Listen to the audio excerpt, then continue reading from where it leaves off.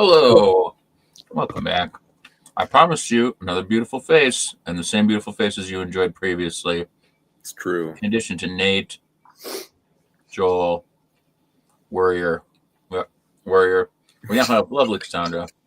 I am in the right place, which is most important. I was going to ask about that. Like, if we got you right the first time.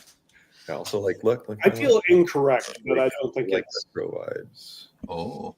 No, hold it higher. I can only see the name tag. Oh, there we go. Ooh. Pretty. Lovely. I was showing it off earlier, but I was teasing Ben that normally for a lot of people, when wives have babies, they get push presents. I get D&D running presents, so whenever I run D&D, I get presents.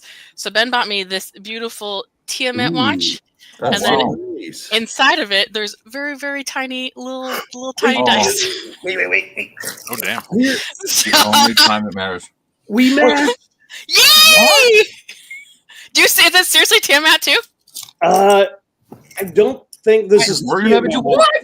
This one has like. I got the same watch. Wait. I don't have it. Oh, Nate, you're left out. I've got a leafy shape on one side Christmas last year from a friend of mine.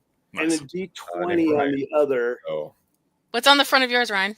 it's Tiamat. Is it Tiamat? Okay, I got Tiamat too. Ah, that's funny. Nate, you're missing out. Now we need to get Nate one too. Dice inside, yeah.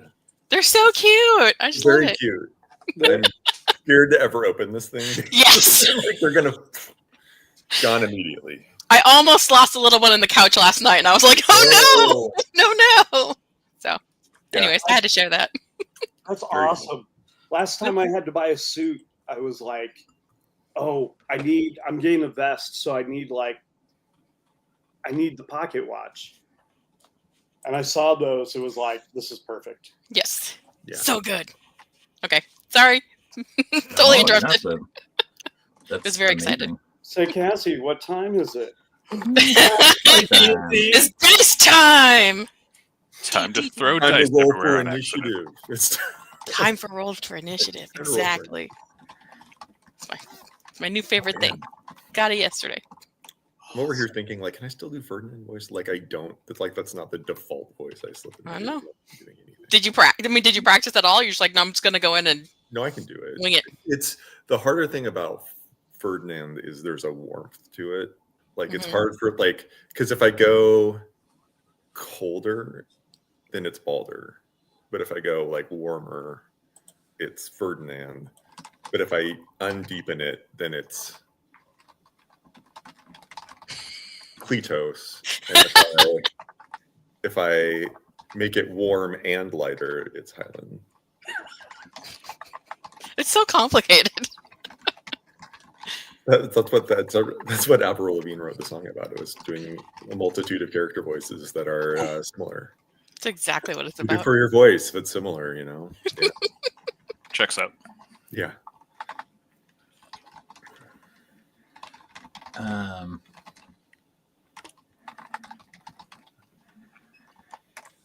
I'm just going to put this stuff in chat. We are only $278 away from halfway to our goal.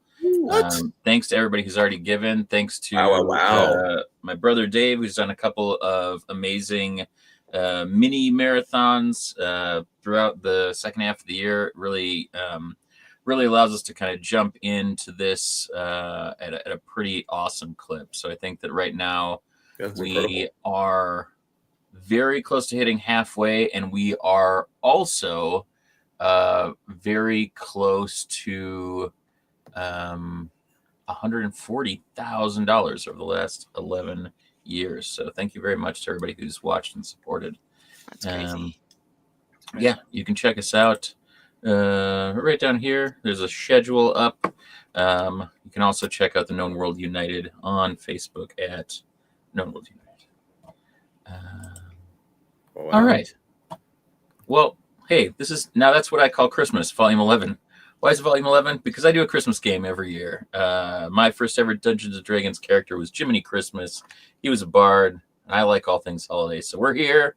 I got a little red and green. It's a little Mediterranean. It's actual basil and tomatoes. Having a little crazy salad, but that's not the point. The point is our hearts are full of holiday cheer, and we want to bring some more moolah la for all of the kids this year. So share and support, and we'll go around the horn. Oh, also, up in that corner, right above Nate's beautiful noggin, is a QR code where you can just scan it if you're watching. Just a little scanny poo, just boop boop. It'll bring you right to our Extra Life page, and you can go ahead and do that. Hey. Well, get ready for a lot more, Shaggy. Yeah. Or I feel like that's what we do. Yeah. Yeah. Either make a donation to stop it or make a donation for more, and please let us know so that we don't piss you off. All right. Why don't we roll around? Every year I send out some holiday themed races and classes in D&D 5e.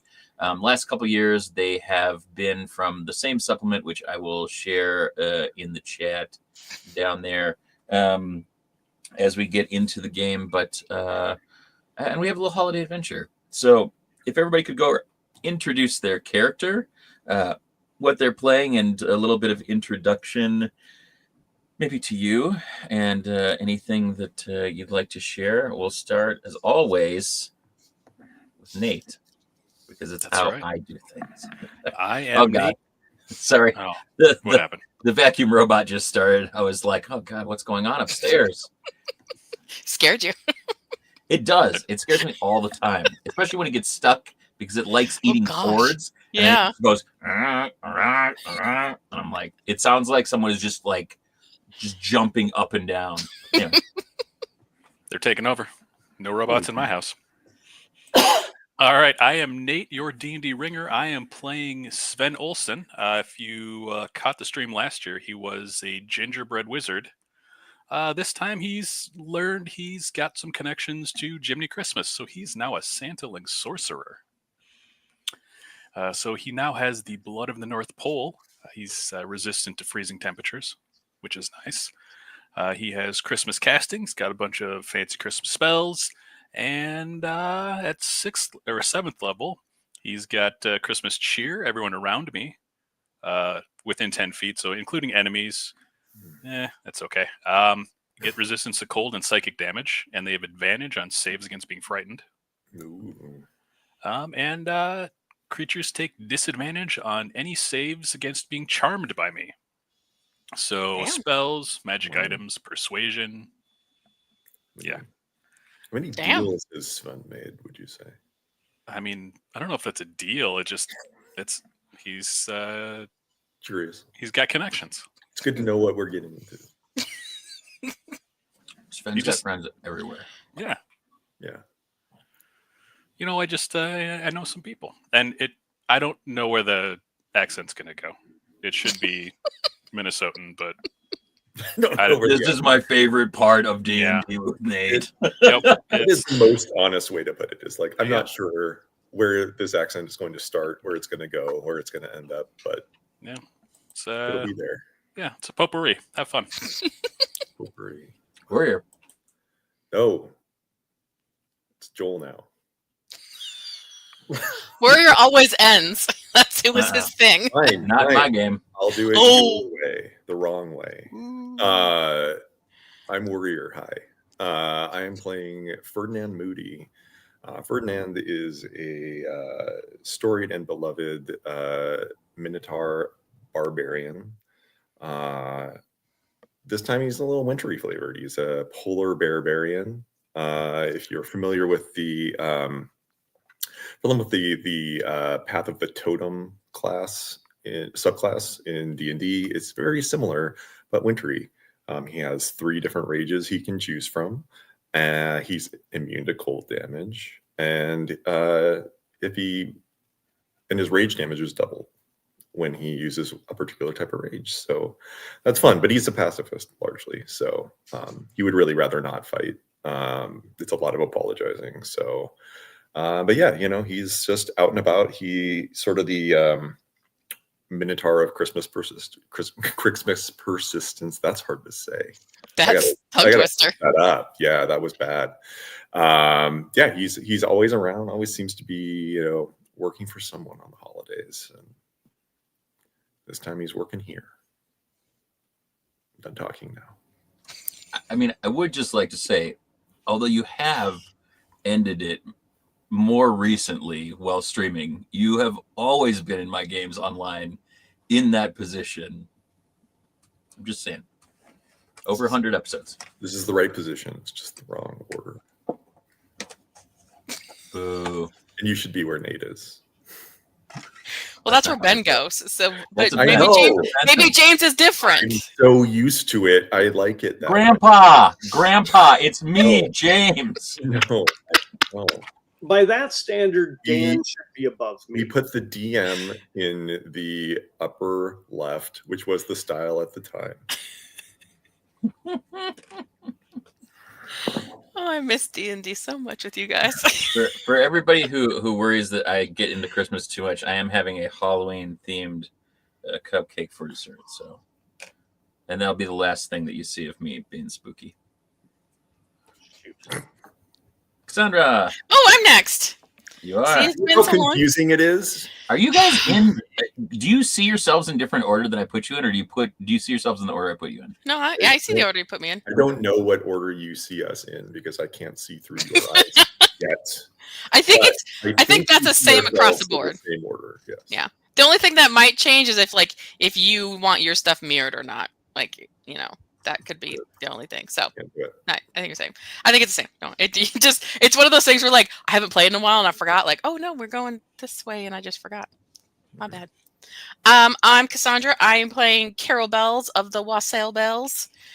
She is a standard half-elf bard, but she is a College of Carolers bard. So there's a lot of singing that happens around the house. Maybe not particularly with me because I'm not sure you want me singing, but there are always a lot of songs. Your magic won't work if you don't sing, Cassandra. I'm not sure you actually want me to sing in real life. People might start taking away donations. I think they can't do that, and yes, we do. Gosh, I hope they couldn't because it would be terrible. But so yeah, she's just your standard, super happy-go-lucky, cheery Christmas elf who wears silver and gold trimmed armor and stuff. So she's just happy to be around to help all the time. Heck yeah. We love it. Awesome. And Joel. I'm going to be playing Charlie Grinch, the Ranger. Say that 3 times fast. Ranger. No, faster, Joel. Faster. Ranger. Faster. Charlie and his Chocolate factory. beloved and trusted friend / deed / operator. Fergus, the reindeer with the glowing nose. Yeah, that's about it. I think that's all you need to know. Yeah. We'd love to see it. Ranger, Roger. Ranger. Beautiful. Just a quick question before we get going. Do we know each other? Do we not know each other? We're going to find ourselves all together in a place, and so I know that some people played same characters last Christmas when I gave you my heart, and the very next day you gave it away, which was a little disappointing, to be fair. But sorry, was last year Santa workshop? No, I think that was 2 years. That was 2 years ago. No? Last year we did something in the snow a whole lot. Were we outside a whole bunch of time? The length of the time? Last year, I just remember I had a fairy with the Krampus. No, it was there was a house, big party, wasn't there? There was a party. Last year was last year was a movie or a movie allegory. Okay. I was like, we did something. I should have watched it. I think last year was Nakatomi Plaza. Oh yes, yeah, big tall building. That was what I remembered. The tall building. That is true. Yeah, so Sven, Ferdinand, and Carol all know each other. From yes. That. Yeah. Okay. Yeah. Maybe we hang out. Maybe we get together every Christmas to remember, the successes and the harrowing failures. We last year on vacation in Florida for 4 hours. It was weird. things that happen. Checks out. So yeah, that plays in fine. So great. So those knew that Charlie's maybe a new entity, but to kick things off, you find yourself standing in the heart of Everfrost. Everfrost is a kind of multi-planal attraction around this time of year. As you get towards the town square, you're surrounded by a sea of eager faces, and the whole community is absolutely abuzz. This is the home of one of the greatest spectacles in the known world. They have a winter solstice celebration during the 12 days of Christmas, and the glow of the holiday lights illuminates a beautiful, crisp winter's eve. There's a festive atmosphere across all of the snow-covered cobblestones. You hear the sound of children laughing and playing. Everybody's bundled up in homemade scarves and mittens. As you walk along, you see your breath visible in the crisp winter air. As you walk along the main market streets, there's a ton of merchants that are out selling their wares, offering magical trinkets and holiday treats to all of the crowd. You can smell chestnuts and spiced cider wafting through the air. And this is a sensory symphony for you all as you come to the main square where they hold their annual celebration. What are you giggling at already, James? This is funny. Everfrost. I feel like every time we stream, there's some like Pearl Jam joke or something. I don't know if Spike just loves himself some Pearl Jam, but there's always something good. Anyway, I honestly didn't get the joke until you sang it because I just was like, I know that song. I think I know that song. And then you sang it, and I was like, oh, got it now. Anyway, I'm sorry if I took your Pacific Northwest territory there, Warrior. I feel like maybe I just kind of. It's okay. Anyway, I feel like I stole it from you. Music's for the people. So as everybody is making merry and the kind of anticipation towards this event is building, Mayor Frostbeard stands on the steps of Frostbeard Manor and raises hands to address everyone. As he does so, the crowd starts to fall silent. Everyone's eyes are fixed on the evergreen tree in the center of the square. Its branches are adorned with enchanted ornaments that shimmer in anticipation of this annual event. Altogether, the crowd starts to count down, and it echoes through the square like a heartbeat. 10, 9, 8. The anticipation is just crackling in the air. Just the promise of this kind of holiday spectacle. The children's eyes just full of wonder as they prepare for the annual tradition of Krixmas Elves joining them here in the square. But as the countdown reaches its climax, 3, 2, 1. Nothing happens. Oh, no. The expected surge of magical energy, the signs of the opening portal never materialize. You start to hear people start to talk, and concern and confusion, replacing all of the kind of joyful anticipation that you heard, and this kind of worried murmur just sweeps through the gathering. You are standing there anticipating having traveled here to witness this amazing event, rather are part of this throng that is just staring into the empty space where the portal appears every year, and the once lit up faces of the townsfolk wear expressions of disappointment and some very worried. You can tell that something's gone awry, and you see the mayor look crestfallen, and all the color kind of goes out of his face as he kind of has this excited kind of anticipation replaced with a kind of furrowed brow. And then you start to see desperation in his eyes as he turns and he flees back into the manor. and that's where we'll start.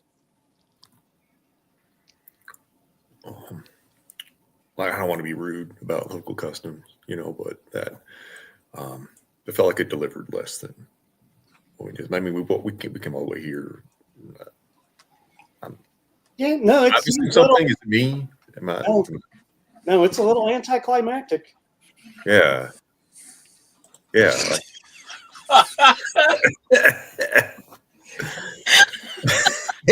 I mean, yeah. Like, you get an inspiration spike. Yeah. He has to at this point in time. Yeah, I feel like Spike and Shaggy, you can both have inspiration, and if you want to spend it on someone, you can do that. How's that? Ooh, I like that. I think that sounds good. I literally, after we finished our earlier thing, the first thing I texted my wife was, I miss being done with my friends. Yes. I miss it so much. Fingers crossed, start of the year, we'll get back to some regular games. Yeah. And spoilers, I'm going to run a couple things here before the end of the year, and I always talk about running more Christmas things, but you may see some one-shots or other continuations if folks are interested. So hang on to your butts. Don't let him go. Don't let him go. Don't ever. Charlie's going to climb up Fergus's neck and stand on his head to get a better view. Do you know this gentleman on your head? Oh, Fergus is. Fergus is the reindeer. Oh, Fergus is doing it. Okay, perfect. Okay. So he's going to climb up the neck and stand on his head. Because despite the name, he's a Christmas elf, and he's only about 1 foot and 3 inches. Don't call me short. Those inches count. I like that. This is great because he's still shorter than Ferdinand. Charlie, do you want to make a perception check? Are you looking for anything in particular, or just kind of trying to get the lay of the land? Just looking to see, like, this is clearly not what was supposed to happen. So yeah, I would say just general perception check. Okay. And true to form, it's a 10. With a +5, it's a 10. So we're off to a good start. Could be worse. Could be worse. It's a nice and average start. We like it. So yeah, that's fine. From the town square, which as you kind of look, there's just a towering evergreen tree that's decorated. The ornaments are less kind of magical. They seem to not have that same crackle they did before everything happened. But this is where the winter solstice is held every kind of Christmas during the 12 days of Christmas. It is a huge bustling market. People come from all over and from different planes to kind of witness this, and Christmas's own elves delivering gifts to the people that are gathered around. Overlooking the town square is Frostbeard Manor. Quite imposing. It's a very grand structure.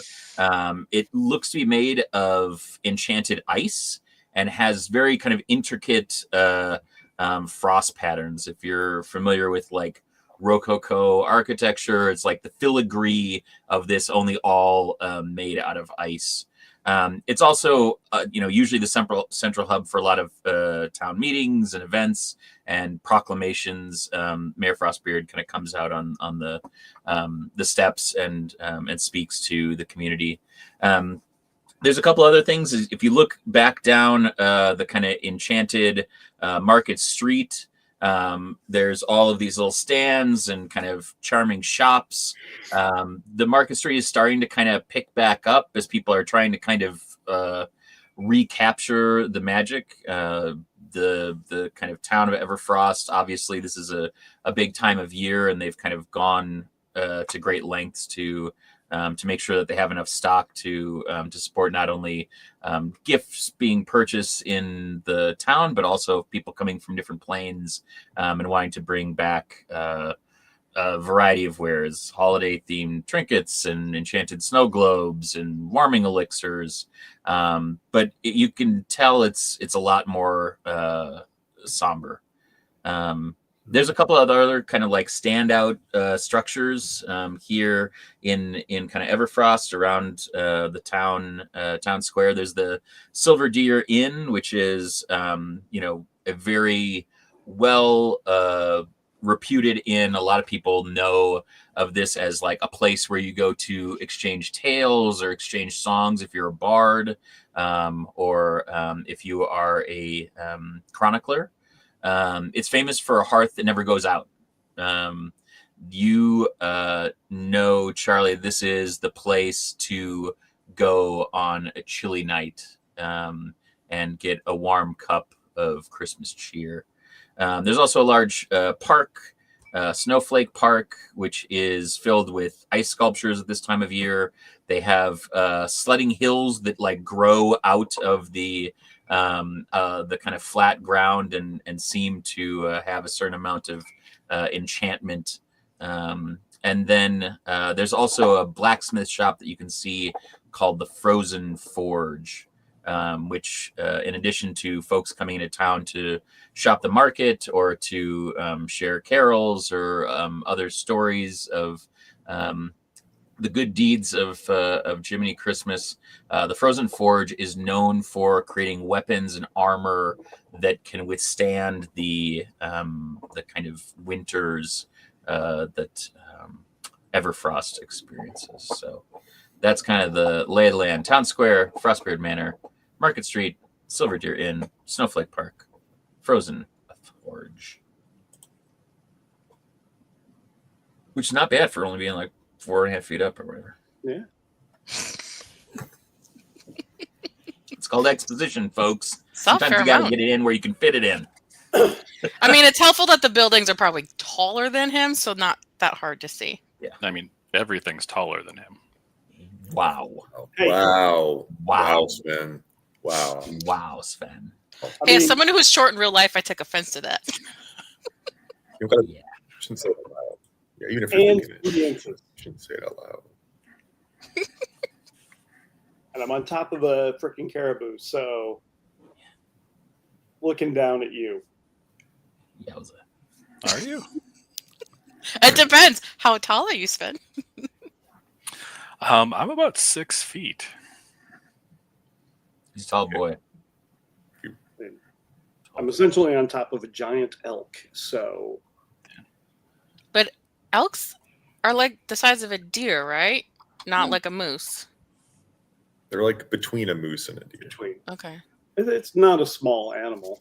No, it's We pretty could- big. We could Google this and find out. We did a bunch of Googling in Duck Detective because we're like, where does a brigadier relate to a colonel? This is what we should be spending our time on. It's like how tall are we from? Sometimes the logistics matter. Listen, I'm not saying it's a bad idea. I'm just saying No. someone should be, So- someone should be Googling. An elk's total height with its antlers can reach up to 9 feet. So But that's. I'm guessing you got a big boy. But are you sitting on the antlers or the back? Probably. I'm on top of his head. Oh, Oh, well then okay. you're in the antlers.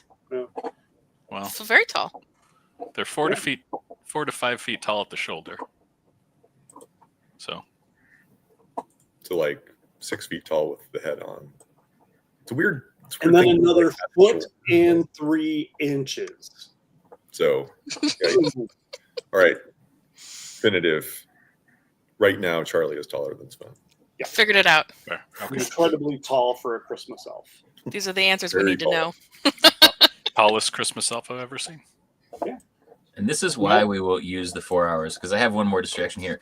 For anybody who's driven through Wisconsin, does anybody else get a little upset that like Baraboo does not have the Baraboo as a mascot, like a half bear, half caribou? Because that would be amazing. That's like owl bear level. Like that is Wisconsin's answer to the owl bear. And the fact that they don't have the Baraboo, very disappointing to me. I don't even know what is a baraboo. I've never heard of this before. He just made it up. No. Baraboo as Wait, is it a a thing? animal hybrid, I've made up. Baraboo Okay. is a a town in Wisconsin. Oh, got it. Okay.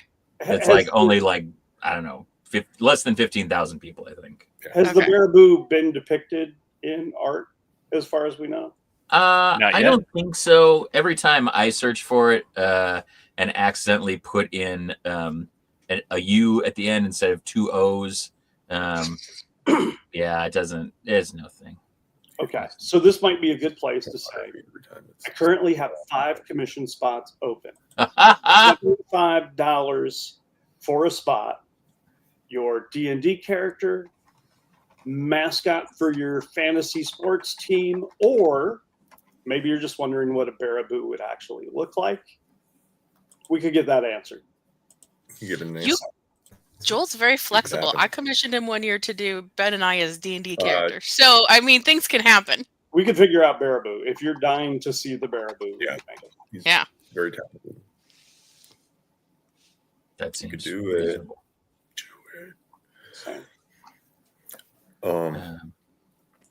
Well, I think Ferdinand will take a stroll over to the mayor.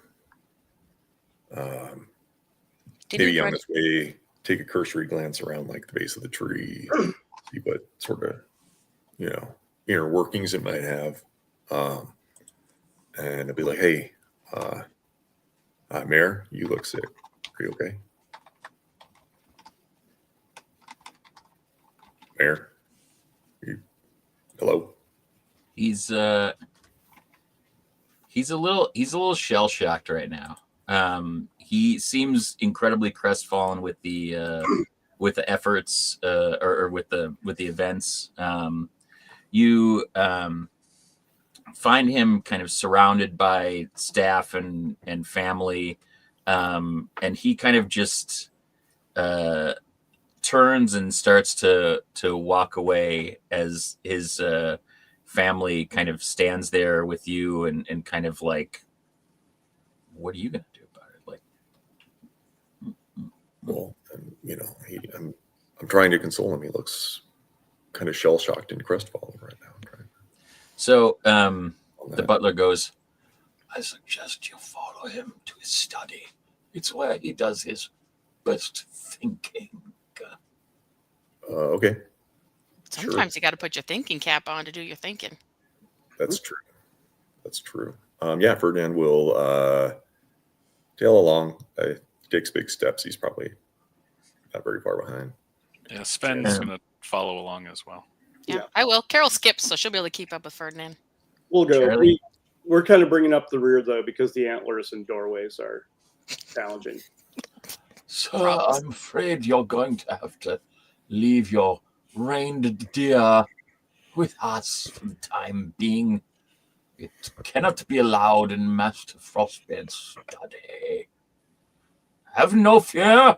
We have plenty of grub to keep him happy. Does he like carrots or apples? Yes. Most delightful. I shall fetch some of each. Wilfred! And you see this little elf guy run in. He goes,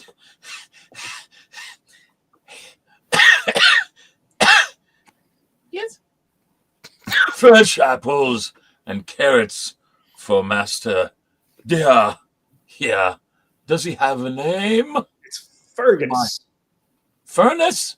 Fergus. Fergus. Yeah. Wilfred Fergus needs carrots and apples. When you return, you shall find Fergus most well fed, my stout fellow. All right. Sounds good. I'm sure Fergus will enjoy the treats. Fergus makes a noise, and Charlie's just like, good one. Hops down, and you hear Willifred kind of like snicker a little bit too, and then he like gets a little spooked and runs off. Okay, so as you head up into the mayor's study, you see that the door is cracked open. As you walk in, the kind of room is adorned with maps of the town and larger surrounding areas. There's a bunch of things kind of out on a large table.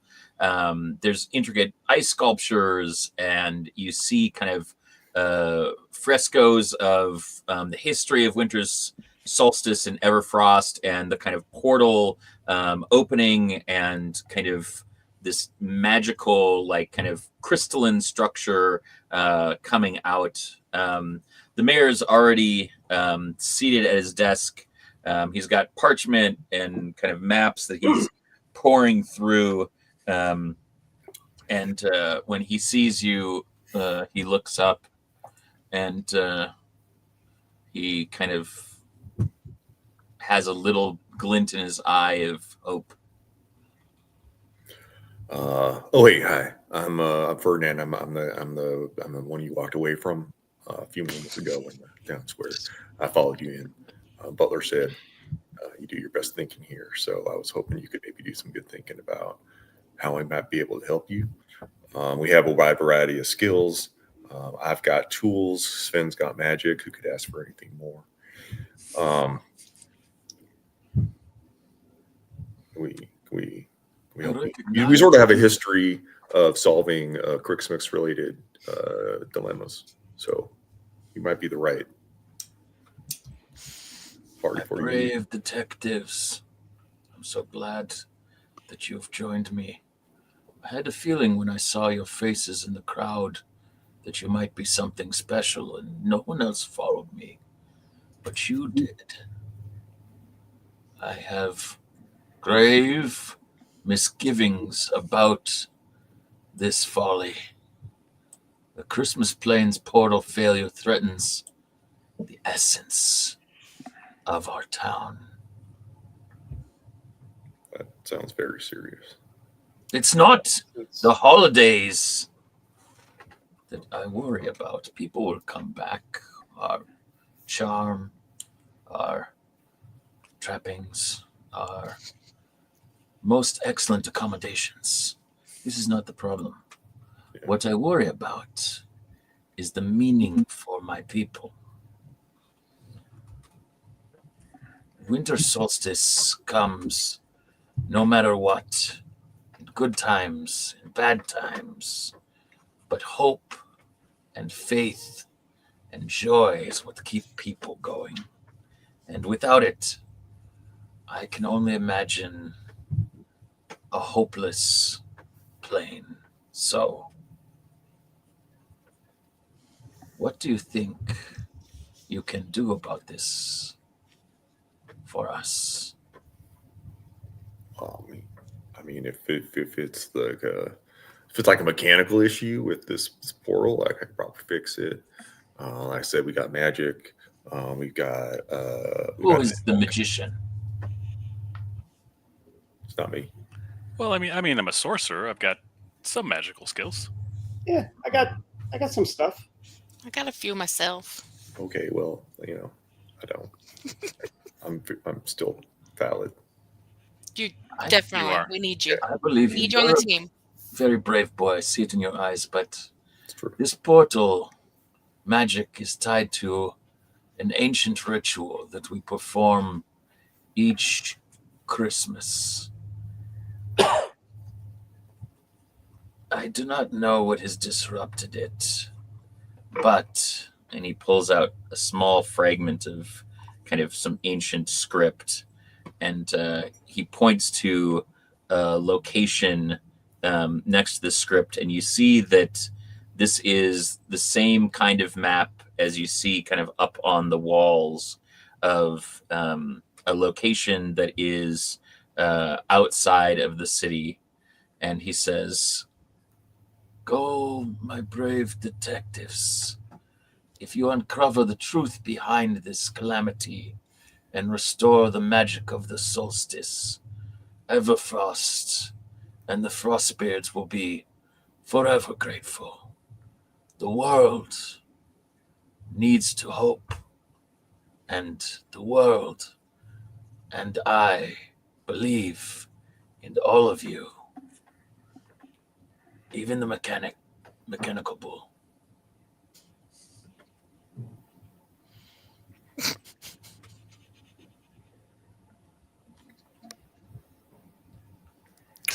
You're staring at me. What is happening right now? We're all like, I don't know how to respond to that. He like just walks over to you and like gives you a hug and like pats you on the back and says, "Thank you for being the one to follow.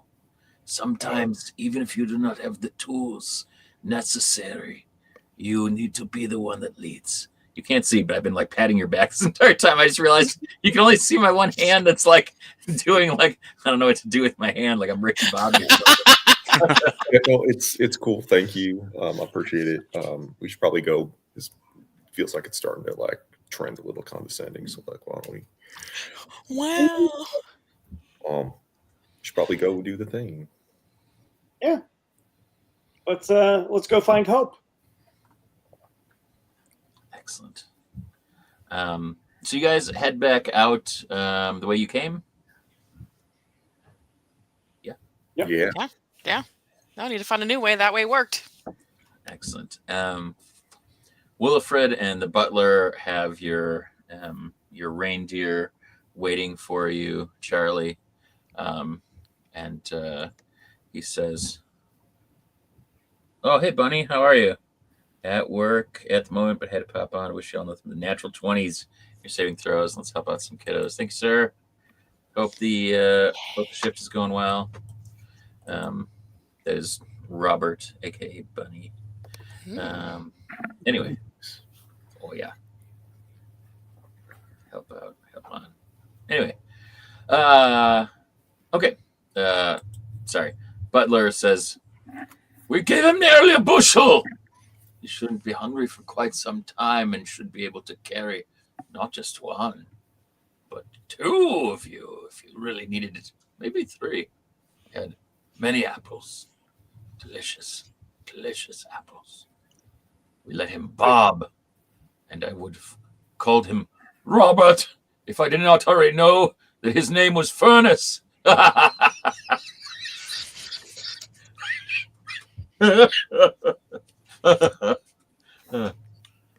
you for the opportunity to care for your pet. Well, thank you for that. Fergus is, I'm sure, grateful as well. Fergus does like the one stomp for yes. There's a lot of fiber in apples. Hopefully he doesn't develop gas while we're doing this. Oh my God, it's going to be spectacular. Also, fun fact, he flies. He's going to use his farts to propel him. Look out below. It's like Turbo. It's the best. Turbo, baby. All right. So if you guys want to examine the map a little bit, I can tell you a little bit more about it. Or if you just want to, go out and do some investigating, let me know how you'd like to proceed.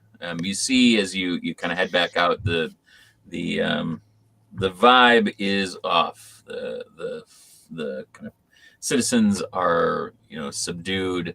The hawkers are not quite as jubilant as they were prior, and things are kind of winding down a little bit. A lot of people have gone back home or to their accommodations. Sven, can you do anything about this sourpuss mood? I can let's see, toss up some dancing lights. Let's get the party started. Yeah, let's throw up some dancing lights just to maybe make the mood a little more festive. Mm-hmm. Yeah, absolutely. Why don't you roll for cheer, Nate? Give me a D20 and you can add your charisma. Oh, 20. Dirty. All right. A filthy Christmas cheer for all. You hear someone begin to play a Christmas carol. Carol, can you tell me if you recognize it, what the carol is? Oh, I'm so in on this. I know I'm going to know this. Excellent. Do you want me to roll for it? You can just tell me. Oh. Festive Carol. I think we're going to be leaning towards. Oh, we cannot do the cursed Christmas song. I think just a very good Jingle Bells. All right. Solid moment for Jingle Bells right now. Yeah. Excellent. So you see one of the vendors kind of pull out what can only be described as a like Brussels sprout stalk, size jingle bell. Like this is a whole body shaker jingle bells. And this seems to bring some of the cheer back. A couple of the kids that were kind of, walking around, all fooey, start to, kind of go over there and dance. They've got that great Dickensian street urchin vibe. They're really there to share in the light of the moment and also the fire of the vendor to warm themselves. But you feel like you're having a bit of an effect, and that also warms your heart. As we walk through, Charlie is doing like little giggles accompanied by puffs of tinsel as he puts guidance on people as we pass. Love it. So that whatever their ventures are will be more likely to be successful. Excellent. Ferdinand uses his own, kind of talents, such as being very tall and very strong, to have this sort of like stack of children on his back, like sort of like piggyback riding, and then like seeing if they can like touch the dancing lights. Just kind of running around the square, like let him chase the lights. So yeah, you can see. Well, make me a perception check, Ferdinand. I will. And actually, if everybody wants me to make everybody wants me to make a perception check. Yes, we all want you to make a perception check, James. It's 15. Okay. 20. 25. So I rolled 18 for my first roll in forever. I'm so excited. So Ferdinand, you notice that this is kind of just picking up the spirits. Charlie, you can see that this is between that and the guidance, people are starting to kind of find what they need from this moment in a time that could be overwhelmed with despair. That hope that the mayor talked about is being found because of the way that you are all interacting with this place and with its people. Carol, you are swept up in this. This is intoxicating, in the way that you see these things happening. You have memories of spending time with loved ones and singing together. You pass by a stall and you can smell the kind of sweet and kind of pungent medicinal kind of mulled wine flavors, just kind of dancing on your olfactory. Yes. Yeah. Scent olfactory. Yes. Your olfactory.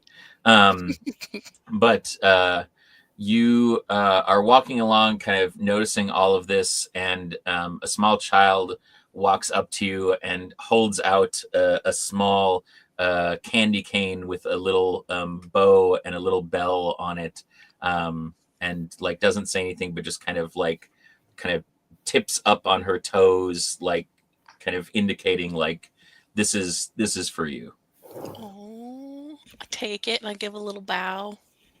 She curtsies as much as she can, and she turns quickly and kind of runs back to where she was hanging out by what looks like her parents' stall, where they have all sorts of kind of sweets and confections. All of you recognize I'm not used to having like this floor down here, so the dogs sound different. Oh, I was gonna say it's either a dog noise or like my brain just stopped for a second. And it weirds me out, but it's okay. Anyway, so yeah, you can tell that the work that you all are doing, the magic you are kind of weaving into the fabric of this town is of the same ilk as this kind of Christmas magic. That this is the thing that helps this village come alive every year. And for those that got a 20 or above, you can also see as the children that are kind of playing and interacting, being held up by Ferdinand. When they touch some of these kind of enchanted ornaments, they have a little spark similar to the sparks that you saw earlier. That this is the kind of spirit of the season, kind of powering a lot of this. I'm going to transition the song from Jingle Bell to Rocking Around the Christmas Tree. Hell yeah. Pick it up. Everybody can have a Christmas inspiration. We'll call them spirit. Everybody has some Christmas. Everybody gets spirit. I told Ben the other day I had a real hard time. Something came up with Christmas. Oh, we were watching Ted Lasso, and there was a Christmas episode, and I was like, I just want to put up all the decorations now, and I was told I can't till after Thanksgiving. Bunch of bullshit. Grinch. Yeah, but not good Charlie Grinch. No, not good Charlie Grinch. Just like Christmas Grinch. Yeah. I'm gonna put that candy cane in my pocket for now. Great. But I'm gonna remember. I wrote it down that I have it because there might be a time where a little bit of sugar is going to be helpful. I agree 100%. So who's good with maps? Are you talking about following them or drawing them? Following them or tracking or anything like that. I'm so you have really good at it. I'm good at tracking. Okay. So for those that are good at tracking, you can see this map is a pretty accurate representation. A little crude, a little older, doesn't have some of the kind of landmarks that are kind of look more contemporary in the village of Everfrost. But you can tell that this is kind of leading you towards the outskirts of Everfrost, and you see a path that begins to wind through the kind of tall evergreen forest on the outskirts. So you have a pretty good sense of where you're going. It's a pretty clear night, and you feel that Christmas spirit inside of you. So you feel pretty confident about where you're going if you choose to kind of follow the directions that lead to what looks like a kind of space with that kind of ancient script kind of wreathed around it. And given my Christmas cheer, would everyone be protected from the elements? Oh, well, that's a good question, Sven. Can you tell us just a little bit more about your Christmas cheer as a reminder for everyone? Yeah, so my aura of Christmas cheer permeates an area of 10 feet surrounding me, giving all creatures, including enemies, resistance to cold and psychic damage, and advantage on saves against being frightened. Absolutely. I think that in addition to Carol's song and Charlie's guidance and Ferdinand, being a good Minotaur and kind friend to children of all creeds and ages, I think that your kind of bubbling over of this Christmas spirit, that Christmas cheer, really starts to kind of draw and radiate out from you, and everybody walks a little taller, and everybody feels a little warmer. It's like having that kind of first drink of a warm cider or a mulled wine, like you have that kind of welling up inside of you, and you feel like you're going in the right direction. Ooh, that's a good feeling. Like that. All right. So, yeah, you can continue to follow the kind of winding path as you reach the outskirts. You kind of see where this path kind of veers off into the woods. As you walk through the forest, the kind of tall, ancient evergreen trees, which might normally be foreboding or intimidating, you see them kind of crackle with the same energy. You can see kind of faint lights in some of them, and you feel like there is ancient magic in this place. Eventually, the winding path empties out into you arriving at a secluded glade. These evergreen trees surround a nearly perfectly circular clearing, and the snow on the ground seems like it has not been touched by a living soul and sparkles with the moonlight that dances on it. And you can feel that there is a magic in this place. How would you like to proceed? So, like, absolutely pristine, no footprints, right? No animal Yes. prints or anything like that? Yep. Okay. Well, are we in the right place according to the map? Map man? Should be. Would it be like survival check to? Yeah, you could do survival check. You could do perception. You could do investigation. I mean, anything. Tell me kind of, you've reached this glade. You see this, if you want to survey it, you can, use any of your skills. If you want to proceed in, just let me know kind of how you'd like to move forward. Charlie turns to Fergus and just goes, "What do you think?" Because Fergus has passive perception of 19. Oh, jeez. Fair.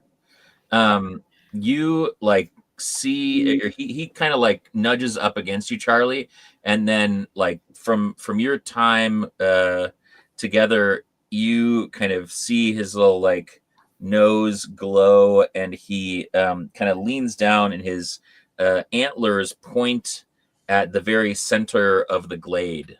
Make me a perception check. Okay. 13. You see that there are stones that are arranged in a circle. You can't tell too much of what's on them because there's some kind of snow obfuscating it, but you can tell that that Fergus has touched on something, maybe the source of magic that he, I don't know if his nose glows when magic's about, but that's my indicator for you that You can use it that way. Yeah. he smells something, Magic. I don't know why he sounds like Shaft. I'm sorry. I think it's great. Magic. I'm gonna climb on and be like, we don't want to mess up the snow, and we're gonna use flight, but like 1 inch off the snow. Okay. And Fergus is still gonna do like the trot. Yeah, of course. Yeah, you have to. Yeah. To get over to where the ring of stones are, and I'll lower down to the stones and do a little dusting. Yeah. So now that you're closer, you see just how worn these are. Like eons of rain has fallen upon these stones. They are smooth except for they are adorned with faint glowing symbols that you recognize from the sheet. You imagine that the symbols may be the very same as indicated on the map that was given to you by the mayor, and they resonate with an energy that you you recognize as that same kind of Christmas planar magic kind of spirit, Christmas spirit that you were feeling when you kind of started making those connections in town through your good deeds. Okay. Yep, this is definitely the place. Carol, Ferdinand, Sven, what are you up to? What are you looking at? How far away is he? Probably like 60 feet or so. It's about a 100 foot diameter opening. Okay, so not so far away that we couldn't yell at him. Be like, you could talk to him. Yeah. Do you want us over there? I mean, you could. It's up to you. Where do you want to be? That's where we're supposed to go. That's where we should be. I mean, this is definitely the place on the map. If it's not, there are a lot of wild coincidences.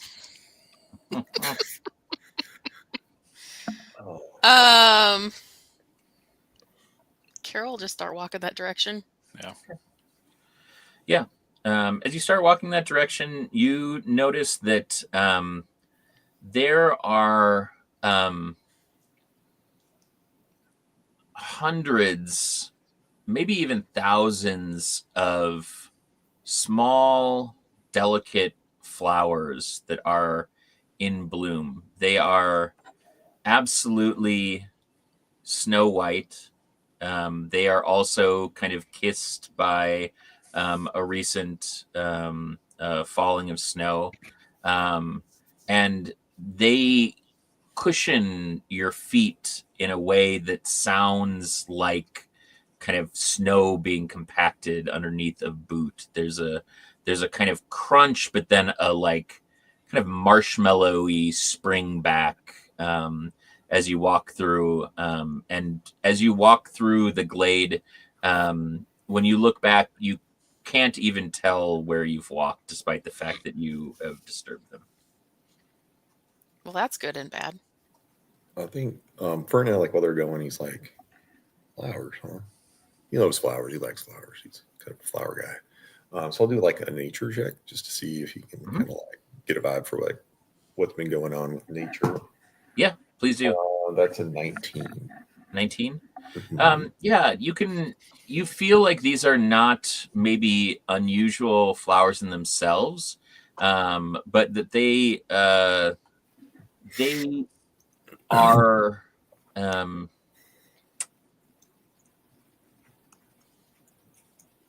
maybe not like as radiant as they usually are.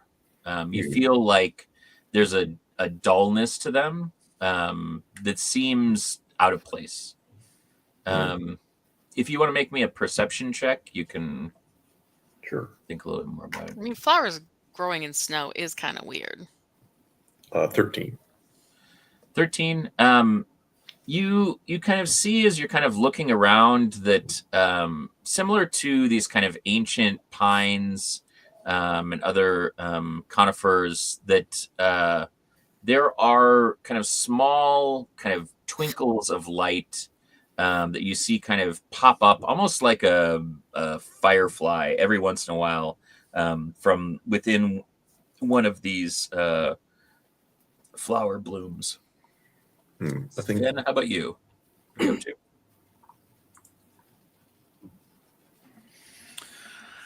I'm just headed toward the stones there. Okay. Seeing what I can see in the runes. Okay. All right. Yeah. Why don't you make me an Arcana check then, Sven? I'm going to go ahead and spend a sorcery point to reroll that 5. And I just rolled a 5 again. So that's 9. Check and check. Is that close to nading it? No, the 5 was on the die.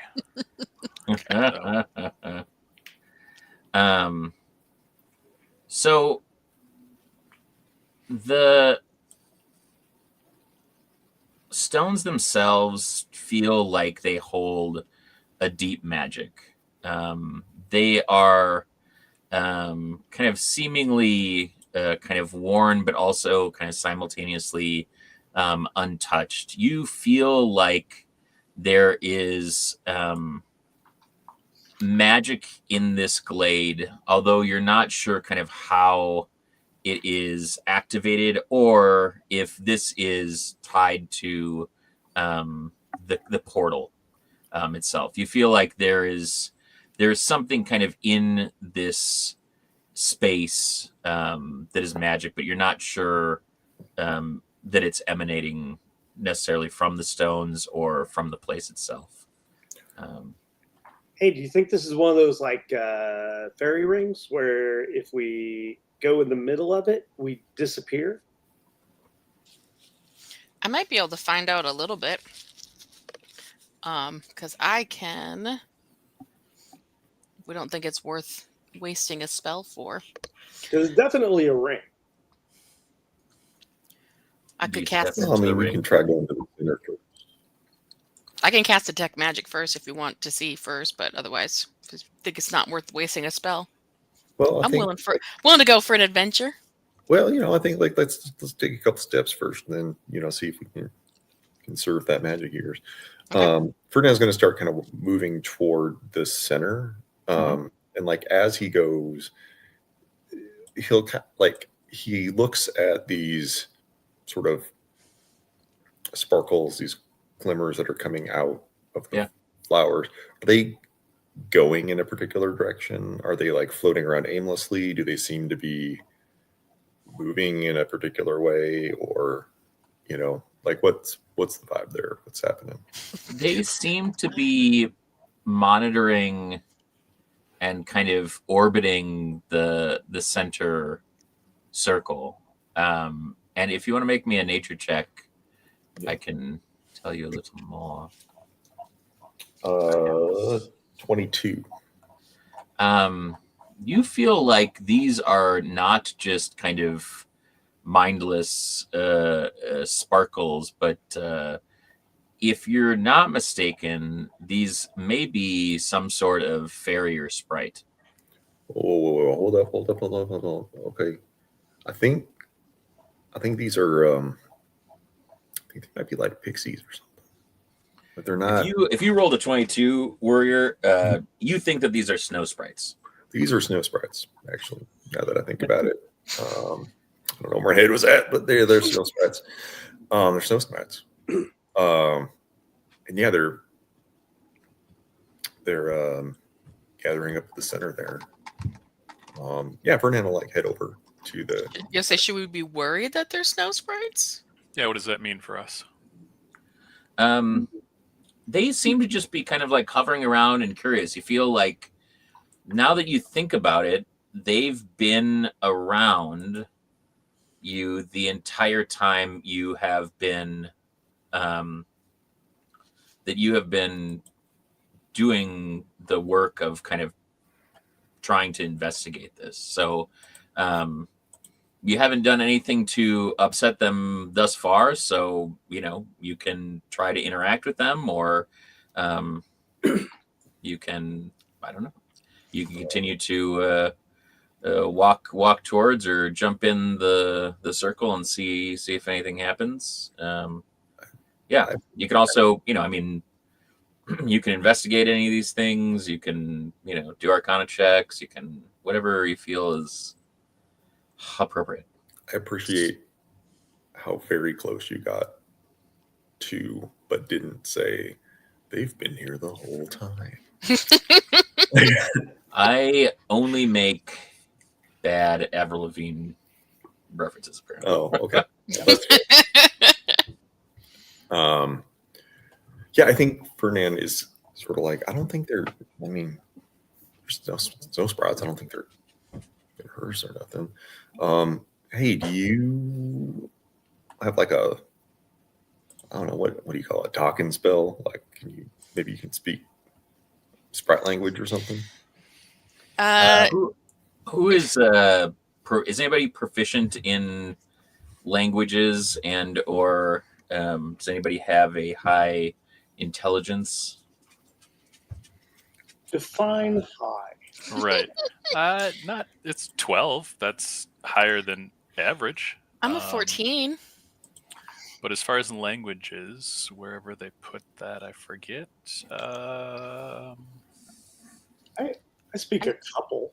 Yeah, I speak a Didn't couple. exactly define those in the character creation stuff, but I'll say this. I Charlie, did. based on you being a ranger, and Moody, based on you being the one who discovered this, you know that in the worlds of D&D, sprites typically speak Elvish or Sylvan, but a lot of them speak Common too.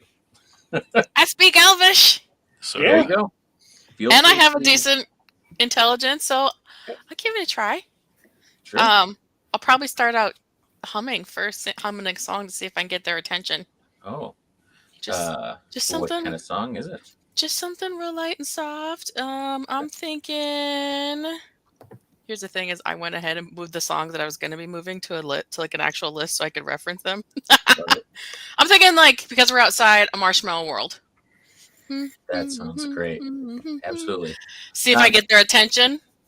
Yeah, they fly over, and as they get closer to you, you can see that they are, just kind of icy silver and white. They look like they have, kind of crystalline structure on their kind of little sprite wings. These are, tiny creatures, so very, very small in comparison to all of you, but especially the larger of you. Charlie. Yeah. The largest Charlie, yes. Biggest person of us. I'm going to introduce myself, and I'm going to wish them a Merry Christmas. They speak back to you in Elvish, and wish you a Merry Christmas as well. And they let you know that that you have entered the glowing glade. It's a very beautiful area. They say that it is a very beautiful area, but not so beautiful as usual. Oh, what's different? The flowers. Those aren't normal? They are weak. You think something's stealing from them? We do not know. You've But seen normally they bloom and glow, and now they're dark. Have you seen anything weird around here lately? Only the absence of their light.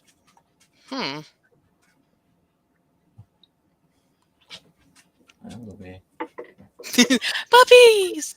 I'm gonna while I'm talking to them, kind of relay back to the group too at the same time with what's going on, just so everyone's on the same page at the same time. In case they have Does anybody else speak? We do have a couple other elves, right? Do we? Yeah. Everyone can speak. Well, maybe not Ferdinand. No, I took Dwarvish in school instead.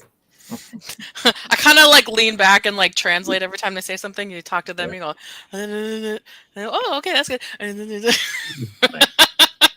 Try help out. I mean, if you guys think it would be helpful, Fergus here has downed a lot of fiber. And if you think some fertilizer would help, brother could hook you up. They all kind of look at you and look at each other and say, I don't believe that is the source of their light. But thank you for the offer. Gifts are always generously received and appreciated. Though we do not know that this is one that will be on the blooms list. I understand, but I'll tell you, reindeer poo, gift that keeps on giving and giving and giving. You know what I mean. I mean, yeah. I mean, you could fly. I would say stay above him. Oh boy. Ferdinand's going to be like, hey, can you just ask him like what makes the flowers glow? No. Grow, not glow, grow. Grow. Words are hard. I got a big tongue. Do they have an idea what makes them? They tell you that these are flowers that bloom during the winter and kind of come to their kind of full bloom during the solstice and the 12 days of Christmas. But they do not know what magics fuel them. Only that this is the first time that we've ever seen them not glowing on the eve of the solstice. Do they only grow here? They are a part of our region. Well, they may not be unique. They are beloved. Spike says miracle grow. That's all we need.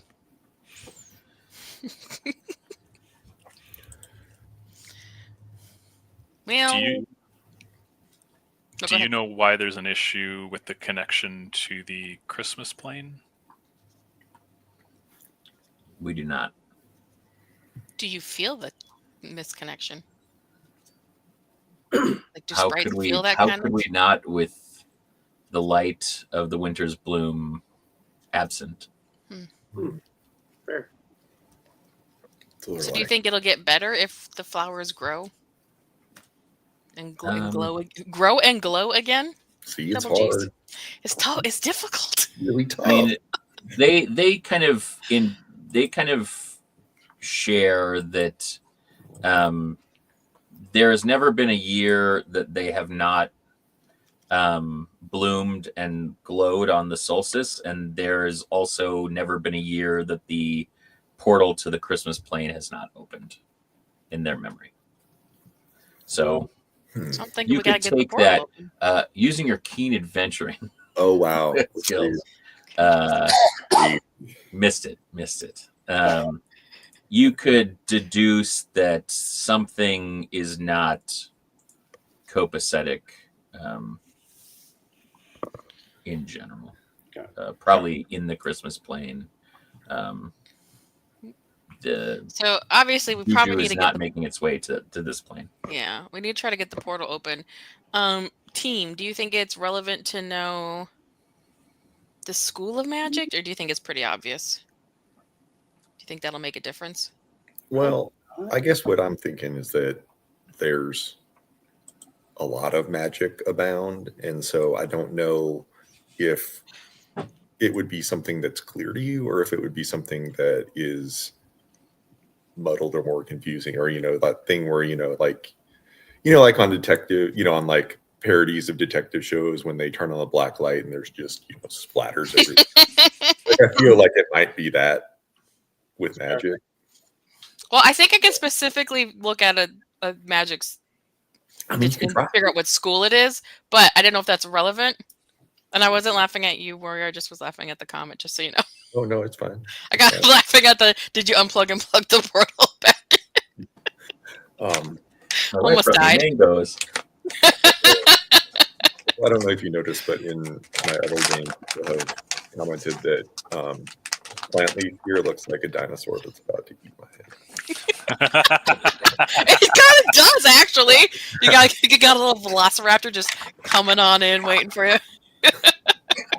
You're such a goon. Well, why don't we? I don't know. I feel like I just don't know if it's relevant to know that. But I just want to go check it. You do what you want. I just want to check out the middle here and see what happens. Should we hold hands before you go traipsing into the portal? If you want to, we can. I think we should. Okay, let's do it. So we stay together. Or moral support, whatever is more important to you. A great poet once said, "Let's stay together." I believe that's what Let's Stick Together, but that's okay. Stay works too. I think it's Stay. All right. We're about the same poet. Maybe not. Depends on the reference. Okie dokie. So holding hands and jumping into the circle? Yeah. Sounds like Yeah. a plan. Just tie a rope around Ferdinand, it says. All right. You guys all count down just like in town. 10, 9, 8, 7. As you get closer, 3. Hold hands. Hold hands. Just close your eyes. Jump into the circle. And you are standing in the middle of the circle. Aw, damn it. Okay. Well, on the plus side, we made it to the middle of the circle. Mm-hmm. We eliminated a possibility. We're just checking all of our options. Oh God. Spike, you're just on fire tonight. What? He's been saving it all up. So we get for having to take a couple of months off is just like stewing. Spike needs to get it out. He's been saving it up for a year. Yeah, pretty much. I think so. Are these stones, right? Are they just sort of piled up, or are they in a configuration?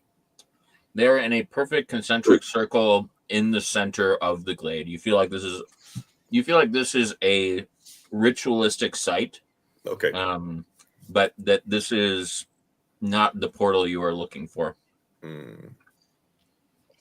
But we can see like everything's in its right spot. Nothing's tipped over. There's no like weird gaps or anything. Okay. No, like the Snow Sprite said, like there is magic in this place, but you get the feeling that magic is the flowers, and that is not necessarily the magic that causes the portal, but there is a connection to the fact that the magic for the portal did not.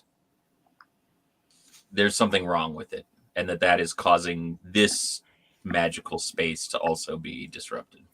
Are there any runes on the rocks? No. There are runes on the rock. Sorry, I was shaking my head to reindeer sacrifice. Did you see that, Charlie? How dare you. Reindeer sacrifice. How dare you? That's why I thought you were like, hey, you look like you were kind of grimacing too, and I was like, oh, you saw it. Good luck. Honestly, that's why I looked at the comments, because you had this kind of scrunched up look on your face, and I was like, oh, what'd chat say now? No. Can I read any of the runes? What languages do you speak? That's a good question. Elvish Common, clearly. I'm able to know 2, so let's say Sylvan, because it would make sense. And Sylvan, and whatever these runes are printed in. Yes, whatever these runes are. Yeah. I'm going to pull a warrior and say celestial. Oh. You think that these are some sort of like mixture between Sylvan and Dwarvish? They seem to have a kind of magical aura to them that kind of fuses some of these different magics together, but they don't appear to have a kind of clear or distinct message. Nothing that seems ominous or kind of out of place. You would guess probably that this feels like a ritual circle, and so it's probably tied to the incantation or the kind of trigger for whatever ritual that might be.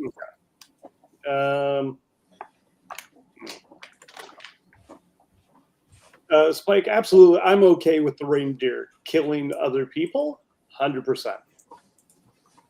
Give it time to develop.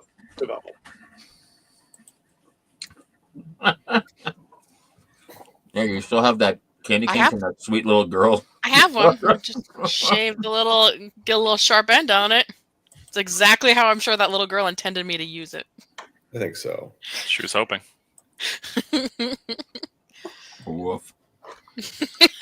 We're like, this Christmas episode took a dark turn. I'm going to take a look at the map again. What else was on the map besides, like, here are trees, here's the circle? That's pretty much it. Yeah.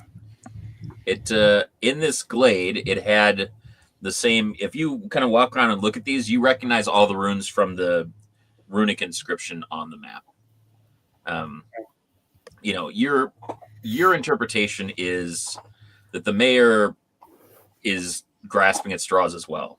Does anybody have? Is anybody proficient in history? Maybe. I am. No. Sven, would you like to make a history roll? Sure. Oh, that is 21. The Frostbeards are a very old and storied line that are descendant from dwarves. There's some kind of marrying abouts within that line, but you could guess that in a place that is rife with sylvan energy and has a kind of crossover with kind of dwarvish, that the mayor probably has some inclination that his forebears made some of these magical connections, and that he was, kind of grasping at what he thought might be a connection, but is perhaps not something as Spike so eloquently put that can be accessed from this side.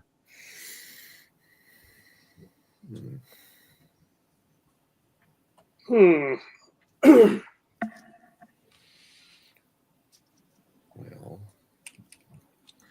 so you have a lot of options on your hands. I mean, it seems like that you have gained as much as the sprites have to offer.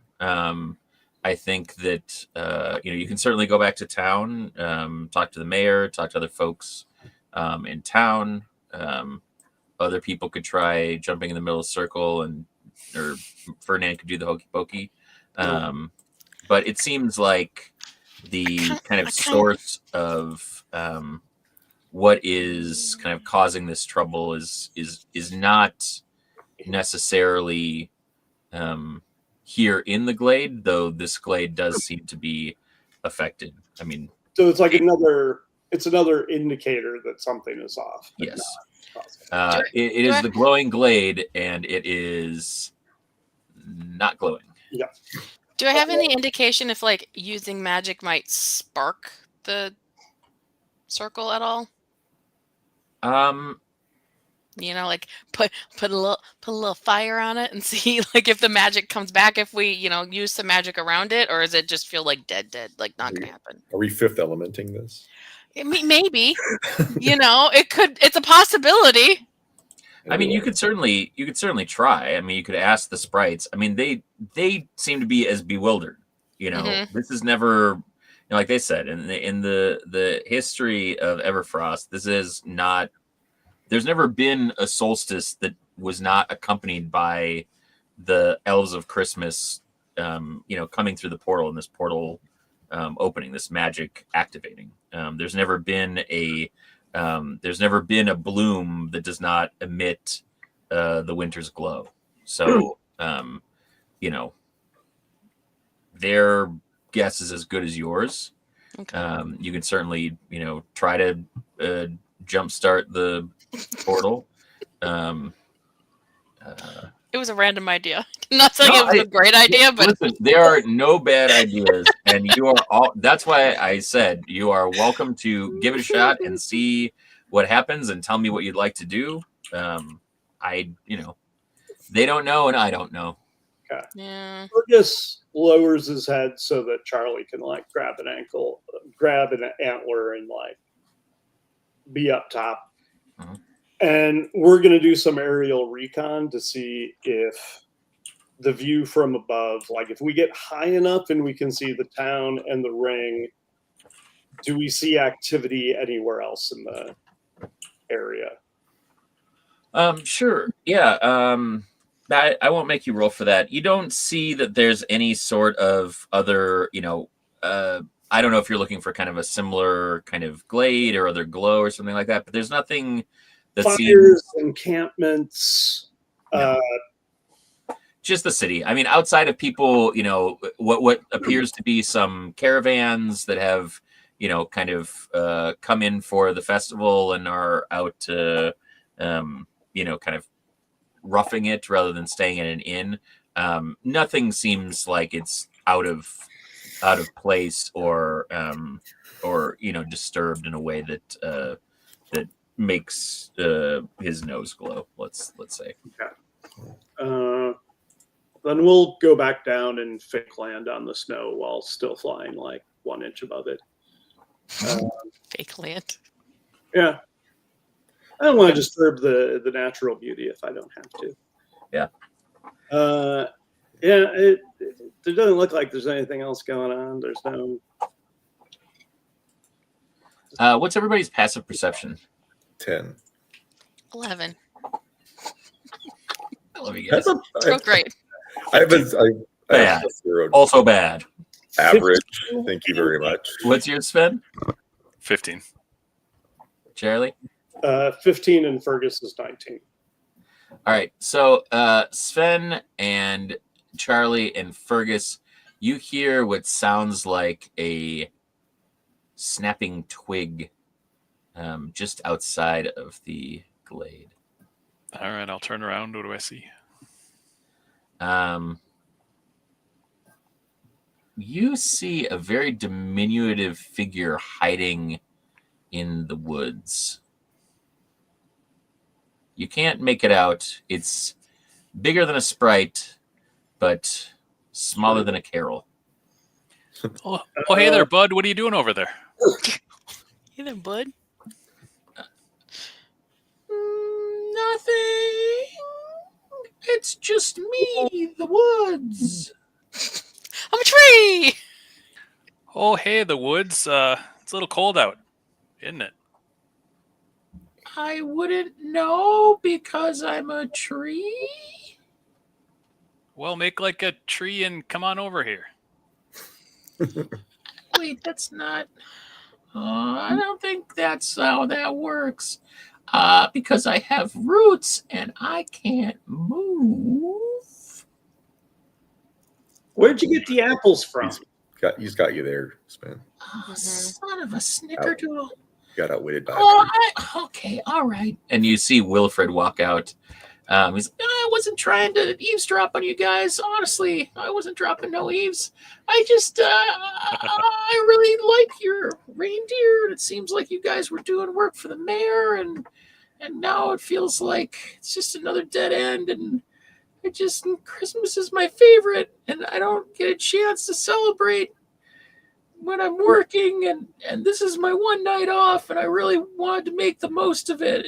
And when the portal didn't open, I just didn't know what to do. And so I followed you guys out here. And have you figured out what's going on? Not yet, but you might have unique perspectives because you're usually around here and we're not. Listen, I don't want to I feel a little manipulative asking this, but I don't mean it that way. But it feels like you're kind of right on the verge. So if you could just maybe cry on these flowers just to see if it does anything.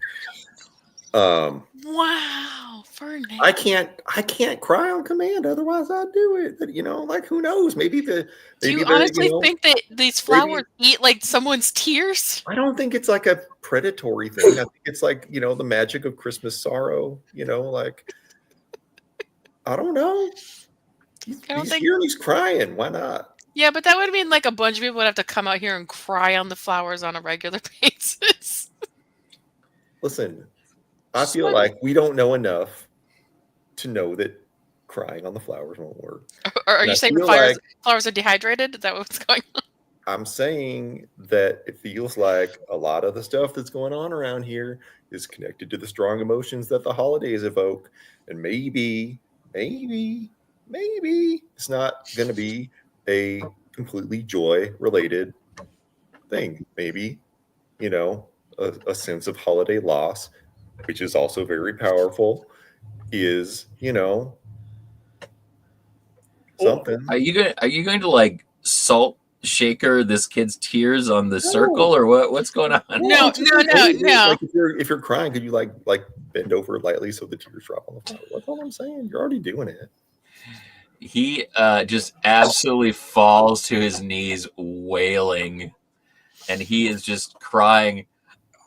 I just wanted to have a good Christmas, and my brother can't make it out because he's been sick, and I just wanted to bring something from the elves to him, and I don't know what to do. Well, that's easy. Can I go up to him and give him a hug? Is it okay if I like? You're like, do you want a hug? Yeah, I really would like a hug. I'll give a hug. I got a treat you can have. I will give him my candy cane that I got. I do like candy. This is for you. It's a present from me to you. And Wilford, your goal is incredibly achievable. Like, I'm an elf. I'm even a Christmas elf. And let's see. You are? Did you come through the portal? Have you fixed it? Well, we haven't fixed it yet, but No, you haven't fixed it yet. But you didn't break him out, kid. You didn't specify Christmas elf through the portal, just that you wanted to give your brother something. Yeah, but those are the ones that bring the special presents. I have a special present, and I do like a pat. If you give him fertilizer, I'm going to shot put you out of this ring. No, I'm gonna hand him 3 darts. Oh no! Oh, you just gave him weapons. I don't have the matching board, but like, really, you could just draw circles on the wall, and these would still work. Who doesn't like playing darts? My brother, because he's sick. My brother's sick. But I'll take them. Yeah. And the candy cane. This does make me feel a little better, thank you. That's like a bunch of gifts. Some of them from a Christmas elf. Yeah, thank That you. was your whole mission. You did a good job tonight. Can I hug your reindeer? Of course. Oh, good. He goes over and gives Fergus a big hug, and Fergus like kind of puts his kind of nuzzle around him, and then like you see him reach down with his lips and kind of angle them around and try to pull a carrot out of his pocket. Solid. Really, the season here is like I like really was crying, and I was gonna say you sound like you really worked up tears. All of this, this is good. This is cathartic. Christmas adventures are the best adventures because they bring out the emotions in all of us. Strong holiday-related emotions are evoked. The issue doesn't seem to be here, so why don't we head on back to town and see what else we can figure out? Is there anywhere else of relevance on the map that we should check out while we're out here, Map Man? There are a lot of trees. Okay. Just want to make sure we don't miss anything. When I'm having troubles and I don't know what to do, I always go to the professor because the professor seems to know a lot about a lot. And I'm just a little kid and I don't know that much. But I could bring you to her. That would be great. You're so helpful. Look at that. You're like winning the night, man. Yeah. And eat the candy cane. I find sugar always helps. I will. Sugar does help. He like kind of takes the bow off and he like kind of holds his hand out like and to kind of have you hold your hand out, and he like ties it around in like a little cute bow on your wrist and says, "Why don't you keep that and then we can be connected." Thank you very much. I appreciate that. Thank you. We could check out the tavern. Last time I was looking for hope, faith, and joy, I found them at a bar. So as you're beginning to kind of walk back through the glade, you see that the snow sprites are, still kind of following along and kind of paying attention to what you're doing. He lets you know that the professor is a magical scholar, and she is one of the people that is responsible for the celebration each year. She helps to oversee that, and her house in town is just kind of right in the same area you were before. Pretty nondescript, but he says that he can bring you to her. Is there anything that you guys want to do along the way, or shall we just proceed directly to the professor's? Yeah, let's check out her place. We're going to sing Christmas songs on the way. So. Well, And, it's a given. And if we pass by somebody hawking candy canes, I'd pick up a couple. Okay. Yeah, some candy. If there's any kind of wares or things like that that you'd like to be looking out for on the way through town, just please let me know. Are there any Cocoa Bee wares? Woof. I'm trying to keep up with Spike and Shaggy. Yeah, it's not going to happen. I can't. It's hard. They're the masters. Impossible. Yep, it is impossible.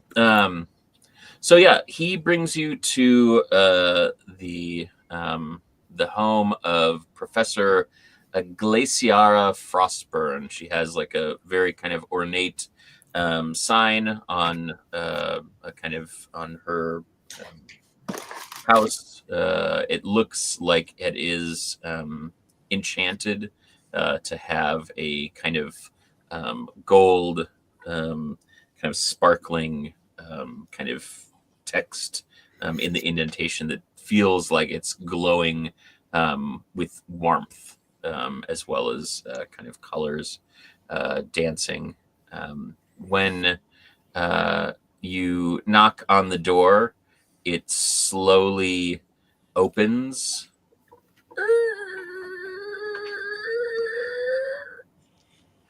And Willifred says, Don't mind it. It always does that. She doesn't have like an invisible butler or anything. She just, she's busy a lot of the times. So as you look into the house, you see that almost every single surface is covered in a bit of dust, but also almost wall-to-wall books. As you're walking through towards the light, kind of deeper in and following Willifred, you see books on ancient rituals. You see the tomes of the history of Christmas and his deeds. You see books on planar magic. You see books on Krixmas Elves. You see books on you see books on pretty much everything that you can think about associated with Christmas. Toy craft, enchantments, nutcrackers, recipe books for enchanted chestnuts, all that good stuff.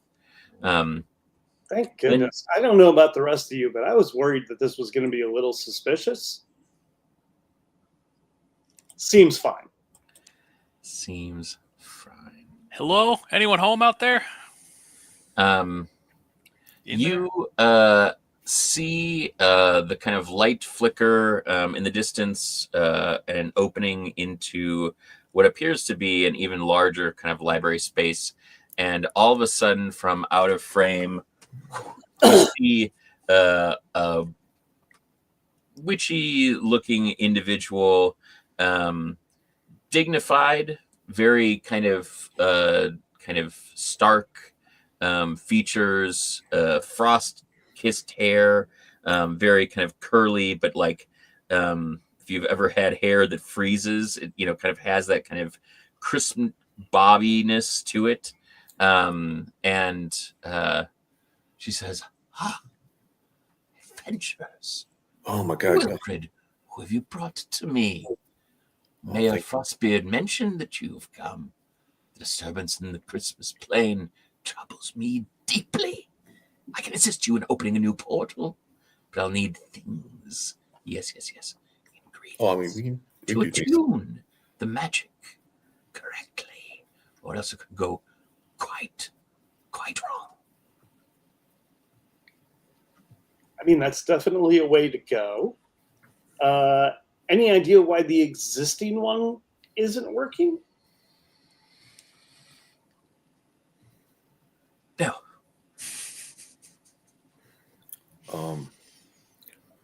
It troubles me deeply. Also, hey, like, just real quick, I don't mean to like impose, but like, your door's really loud. You mind if I grease your hinges now? I pick up. Can I? But you see, if I did that, then when people came to visit, I wouldn't know that they were there, and I would continue to be lost in my books. Well, I mean, fair enough. Like you know, It's a valid reason. Yeah. The easiest way to allow oneself to be overtaken by one's enemies is to give them a quiet arrival.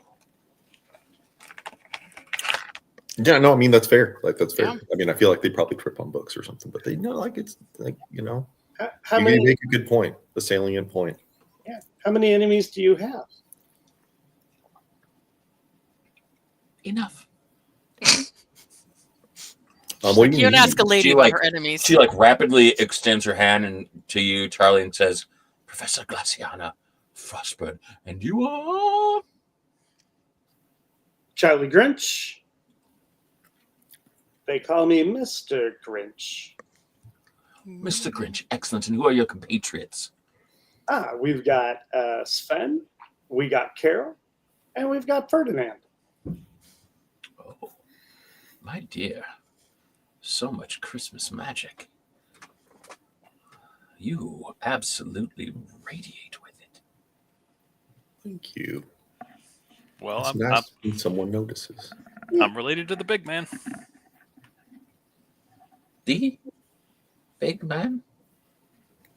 Like God or Orson Welles? I mean, Chimney. Andre the Giant? Chimney? That's the man. Wait, did you say chimney or Jiminy? Jiminy. Oh, He's got Krixmas in him. Jiminy Christmas. Himself. I thought I smelled something on the air just before the reveal, but it must have been that was Fergus. the sweet. He does that. He's had a lot of carrots and apples today. Oh, damn it. It will never. This will be a running thing the whole time. Yeah, it will. Yeah. Yeah, well, Until he gets his diet back to normal. That is normal. It's a lot of fiber on a regular basis. I don't know. He's always regular. Well, if you are willing to adventure, I need 2 ingredients to allow us to travel to the plane of Christmas. You're going to come with? No, absolutely not. Oh, you said us. You said us, yeah. The royal us. By us, Oh. I mean you. What happens? Also, I have already been to the plane of Christmas earlier this year, and you can only go once a year with this concoction. If you go more than once, oh, bad things can happen. Christmas comes but once a year. Okay. No more, no less. Yeah. Okay. What do you need? What is it? Are they? We're here. We'll help. Excellent. Celestial snowflakes. You find them upon the frostbite peaks. They only bloom during celestial events. They carry the essence of the stars and are crucial for aligning the portal with the magic of the Christmas plane and a slight bit of silverbell nectar harvested from the silverbell flowers that bloom in Snowflake Park during the midnight hours. The nectar has an affinity for connecting planes and will stabilize the portal for you. Oh, flowers are right up my alley. Like we can totally. I've never seen the celestial ones. I'd love to though. So that's exciting for me personally, on a professional level, I guess also. But yeah, I think we can do that. What time is it? Is it midnight hours yet? It's getting close. Okay. Well, I mean, I could probably grab the flowers. I know you're into it, but flying reindeer, a lot faster than walking. well, you can do whatever you want, man. Split the party. Oh no. This is stuff the DM dreams are made of. I was gonna say everything a DM wants. I mean, you can if you want, but like, y'all go. Like the park's right here, Yeah. so you can go. Maybe you want to go over to the park real quick. Nip on over there. I got to go. I was going to go buy Wilfred here a little cider to replenish his electrolytes after all the crying. So, It's awfully nice of you. yeah, thanks. I feel kind of bad Earl Making him cry. making him cry in a specific area. He was already. All right. How do we want to proceed? The celestial snowflakes are up on the frostbite peaks. That's going to be a bit of a challenge. There's a lot of hiking to be done to get there. Similar to some of the other spaces that you've seen so far, these kind of points of Christmas magic tend to be gathered in a series of glades. The silverbell nectar, silverbell flowers, they bloom at midnight in Snowflake Park. That will be less challenging in a timely fashion, but she does warn you to be careful while harvesting. Wait, I'm sorry. I thought we needed both. You do. We do. Oh, okay. Gotcha. Okay. Well, why don't we go? They're just in different places, and I was just trying to, kind Gotcha. of parse out the difference between the two. All right. Well, let's go. Get Wilfred here is better. We'll go over to the park, carefully harvest, and you can go to the peaks, right? If we were to fly to the peaks, how long would that take? How fast can your sweet boy fly? Fergus moves 60 feet. And I can do the same. I can't fly, but I do have a spell that I call "I'll be home from Christmas," which is Dimension Door. I can help you out with that. So we could. I mean, I can only do it. Well, I can do it a couple of Simon, times. Are you suggesting that we ambiguously do this thing? I mean, No. I'm a sorcerer. Yeah. I have the flight spell. Yeah. So I can use twin spell. Gotcha. You could also, I mean, you could Peter Pan her, is what you're saying. Oh, Yes. yeah. But Fergus can take 2. Oh, you're gonna have to Peter Pan Ferdinand. I feel like Fergus can take 2 of you. Yeah.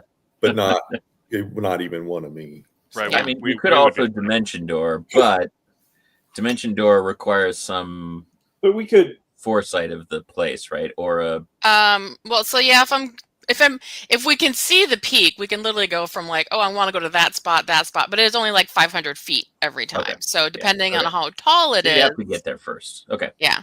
You can't just. I believe you can't just go straight into nowhere you haven't seen. Yeah. So Fergus and I could carry one person. Not within range. And then Okay. like 2 people use flight. Sure. Absolutely. It's a good Yeah. plan. Okay. So yeah, you can absolutely fly and or Peter Pan yourself there. It's going to take a little bit And I would say that it is brutally cold when you get to the frostbite peaks. So we will be rolling some checks as we go through, and we'll see kind of how folks fare. We may be dealing with some disadvantage if the checks don't go so good. Even if they stay within 10 feet of me?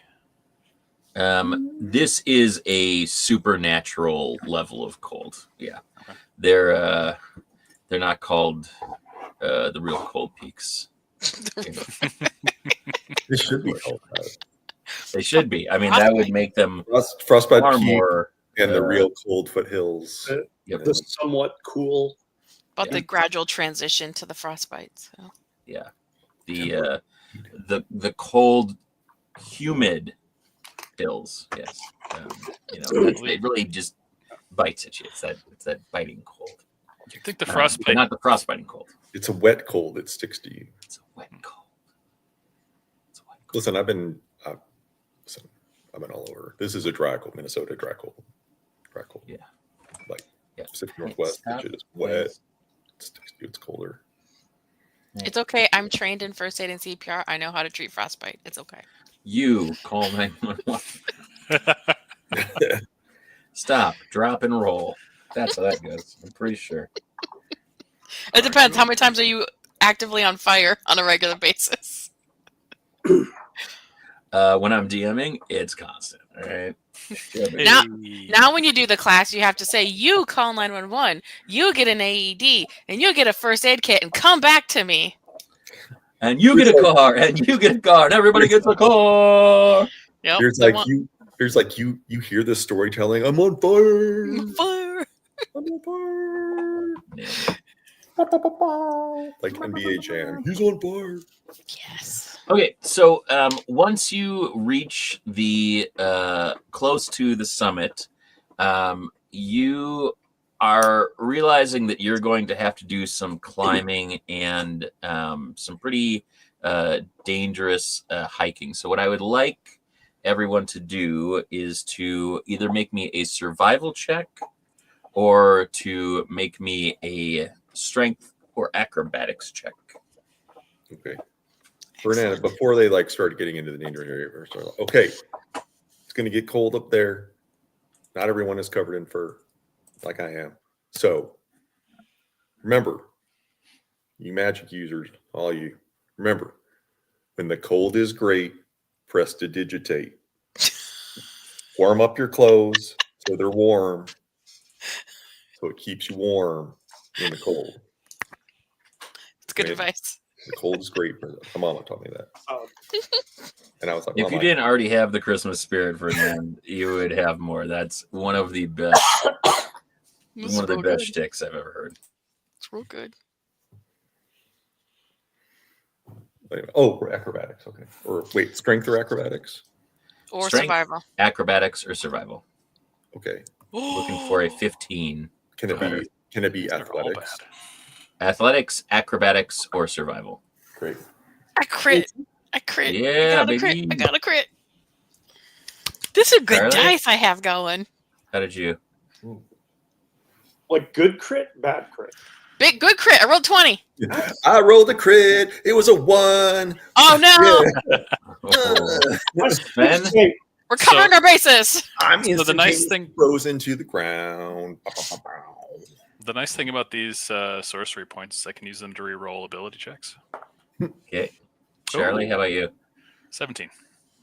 22. Okay. 20 what, Ferdinand? 6. Okay. 26. I rolled a 19. Okay. Plus 7. Was that after fail, or was that fail a joke? Wait, what? I didn't fail. No, I was making a joke about because Joel. That's what I was asking if it was a joke or if you actually a bad crit, and I was, after Cassandra had been like, I got a crit. So it's like try to show that I wouldn't be that excited about a crit fail. That would have been a really great reaction to a natural 1. Like, I got a 1. All right. It goes into the ground. I'm dead. So you all are making your way up the summit. You start off very well. Everybody is kind of traversing the frostbite peaks with a pretty deft dexterity. Charlie, could you roll me percentages? It's happening. Oh no. Rocks fall, you die. Oh, not again.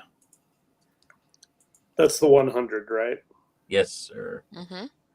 You gotta roll the This is 100 not plus the cows D10 falling, at the is it? same time. 2. 2? You rolled a That is 0, 0, and 2? incredible. Could everybody make me a dexterity saving throw? Oh no. That's the hope. Probably not. 17. It's not a cow, Nate. Oof. 5. 22. Those are good rolls. 16, 18. Sven, could you roll me a D12? Oh, jeez. That never gets used. Yes, it does. That happens when barbarians roll hit points. It's crazy. Is it lonely? Does it need a friend? How about a D8 as well? Oh, man. Are you saying you want to go on a date with Nate? Oh, jeez. It's 12. All right. So Oh, jeez.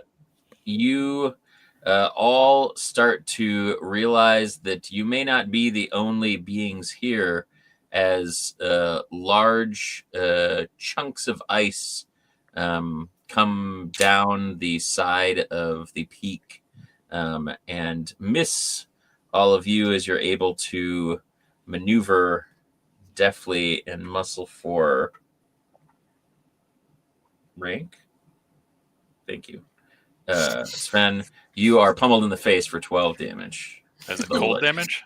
Oh no. No, it's not cold damage. It's bludgeoning damage. That was really good, though. Tried so hard. It was very, very close. All right. You can't see anything, but I'd like you to make me a Constitution saving throw. 17. Okay. You are going to take half of 8. You're going to take 4 cold damage because you are resistant, correct? Yep. Okay. Oh, and you pass it, so you're only going to take 2. Okay. Not half of 2, but 2. All right. We are heading up further the peak. If everybody could make me a acrobatics, athletics, or survival, but you cannot use the one that you used last time. Oh no. Athletics, acrobatics, or survival. Survival. Oh, those are all the same I'm going to numbers. use my inspiration. Yeah, me too. Yeah. Got that Christmas spirit, folks. Mhm. Oh, fuck. Yep, I'm using mine as well. It's not going to be enough, so a little better.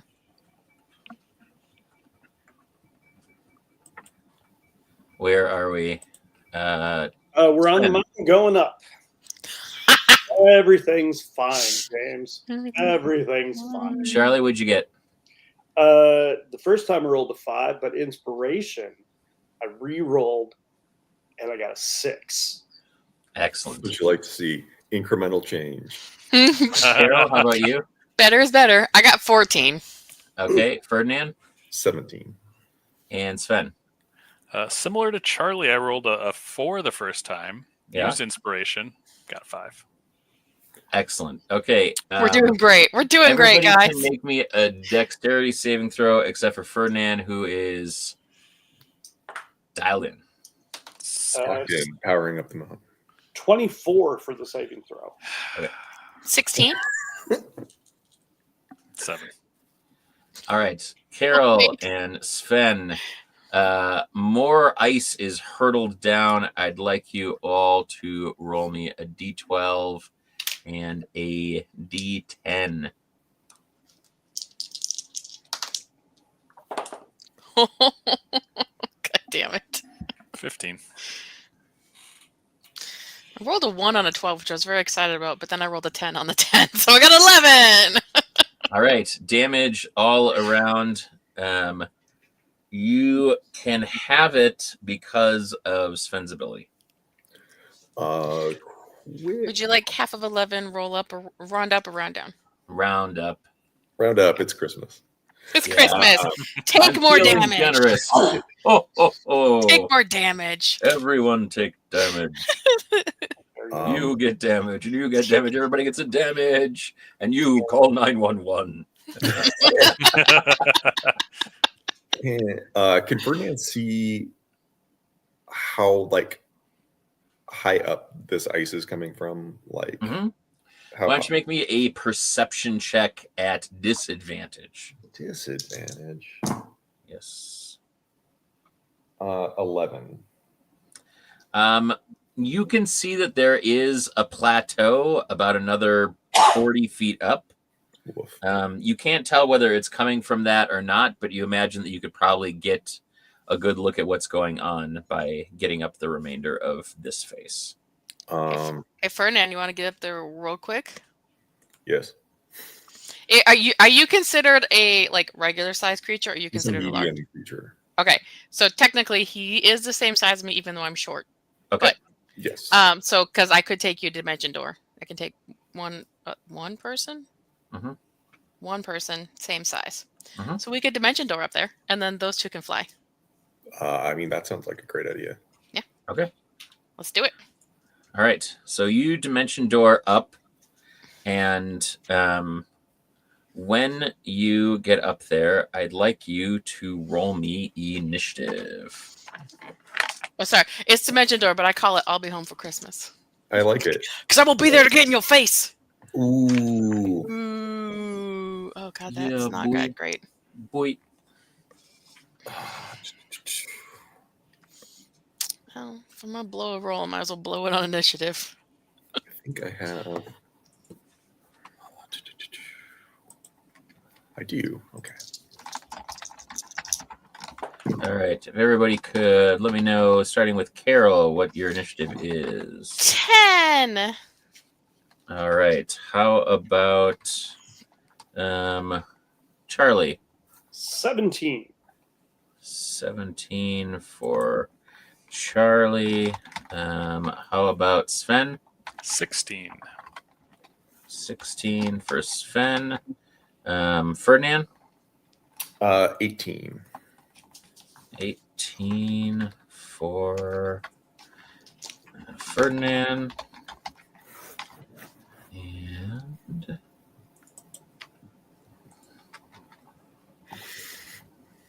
$22. All right. There we are. Let's put this on. Well, we're doing it. Okay. Also, if you like what we're doing, look at that thing up there. Ooh, it's a QR code. Guess what's going on? Donate to the known world. Are we gonna do? Are we gonna? It's this way. Are we gonna ET Nate? Where are you? That way. Oh no. There. Yeah. On the other side, Nate. Am I mirrored? I don't know. Joel, whenever Joel points, it's opposite of what it needs to be, so I think he's mirrored on mine. Yeah, I have no idea. Anyway, I like it that way. We're like halfway through this Christmas tale, and it is super fun. So thank you to everybody who's been watching. Thanks to everybody who's been tuning in and donating. I just want to do a quick check to see where we're at on our team page.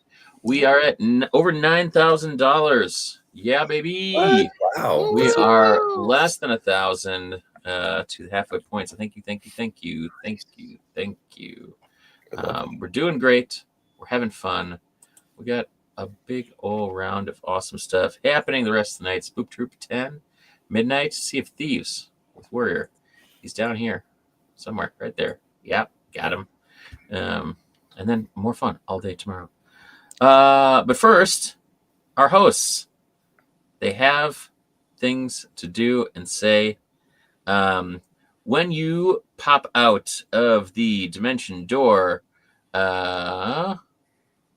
Warrior and Cassandra, you are met with an incredible amount of cold.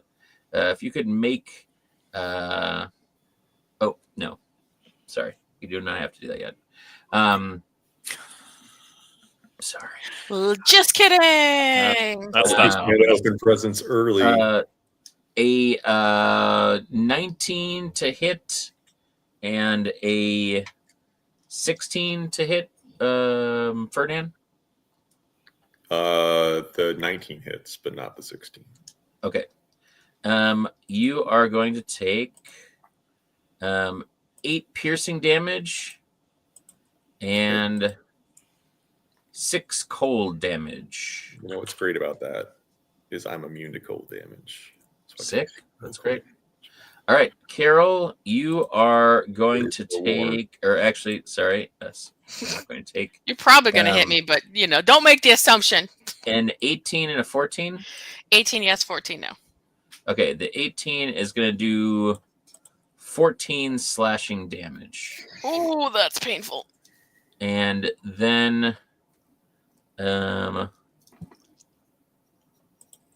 already not in a great spot. Warrior, a 17 and a 16. The 17 is my armor class, so okay. So that'll hit you for 11 slashing. That's so much slashing, and I'm not raging. Then it is your turn, Ferdinand. Oh, cool, sweet. Ferdinand's like, wow, hey, hello, hi. We're being very rude. We're trying to accomplish an important holiday mission, and you're really kind of fucking it up for us. Sorry for the language, but it's kind of pissing me off. So Ferdinand, like, you can see him, he's been hiking, he's steam has been like rising off of him, he's got a lot of body heat, and like slowly as he begins to rage, it all like cools and crystallizes, ices up all around him. He goes into a polar rage. Cool. And like the Arctic wind, it's like he's like sucking up the Arctic wind, like, and it just like kind of very like cartoon anime style. He like it goes around and then it's like and he's this sort of like iced up Minotaur warrior, and he is like, you're really gonna wish that you didn't do that. And so he will swing his large icy warhammer at the closest one, probably the one that was hitting Carol. Make me a perception check.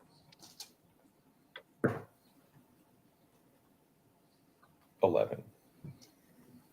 What's that? 11. This is a moment where you realize you want the person in the other room to see if there's any Mountain Dew because you're swinging at the darkness. You do not see what attacked you. The wind is blowing and whipping around, and despite drawing this cold into you, the presence of these hosts are undetectable to you in the current moment. So you are welcome to attack. But your first attack, depending on how it goes, will determine whether you actually hit something or not. Sure, that's fair. I'm just double checking all of my abilities. It's a rage.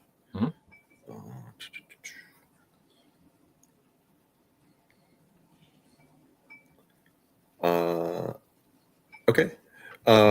Yeah, I think Ferdinand, being recently incensed, he hasn't gotten his senses back just yet, and not being able to see what's in front of him, he's gonna recklessly attack.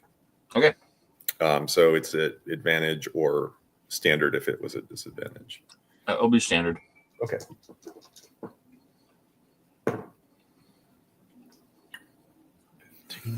Plus,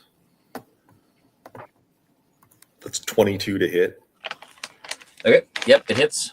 Great. Yeah. So this wind coalesces around this warhammer. He swings out, smashes into whatever, and he does a lot of damage. Just one sec. That's Please don't let it be Carol. Please don't let it be Carol. Okay. That's 5 plus. And with Polar Rage, his rage damage is doubled. So he does 6 plus 14 bludgeoning damage. Okay. With his first hit. You see this, and you see a spray of blue liquid paint the kind of snow on top of this mountain, and you suddenly become aware of a presence that is over twice as tall as a typical human and 3 times as wide. It has claws and fangs like daggers and large kind of ram's horns that are kind of sharpened on each side. Imagine the Wampa from Empire Strikes Back. If you can make me a nature check, I can tell you whether you recognize what this is or not.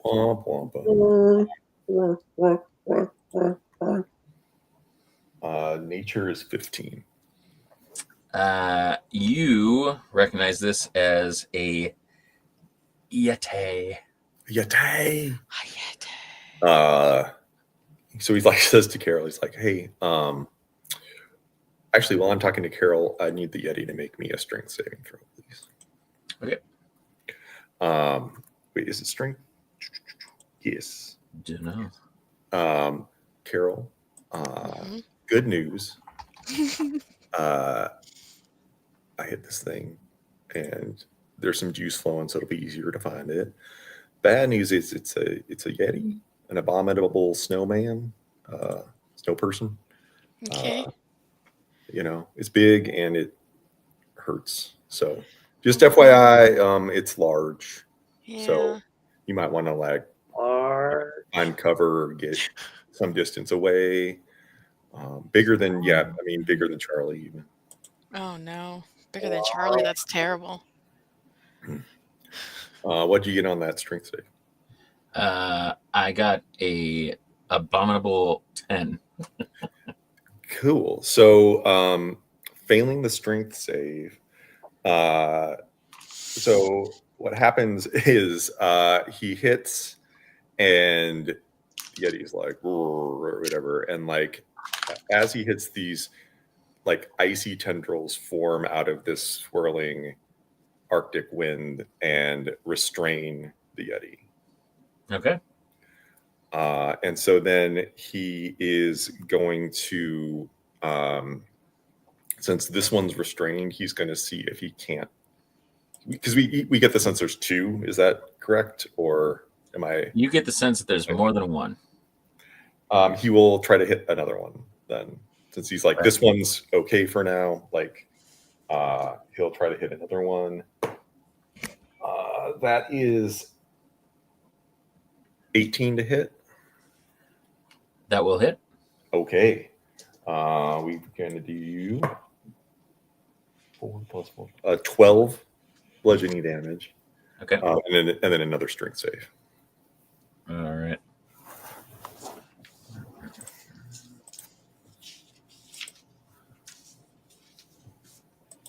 That is 21. That'll do it. The DC is 15. So okay. That one's just angry. Okay. Fernand is going to do that thing where you like maneuver around it. So he's on like the so to make sure that he is now that he knows where it is, he wants to make sure he's interposed between Carol and this Yeti. So he'll shift around as is needed to do that. Fair. Can they see that the other one is restrained or not? The one that is restrained, they can see. The one that you hit, but is not restrained, they cannot see. He'll just be like, stay away from me. But I think the other one's going to be real easy for you. And that'll be his turn.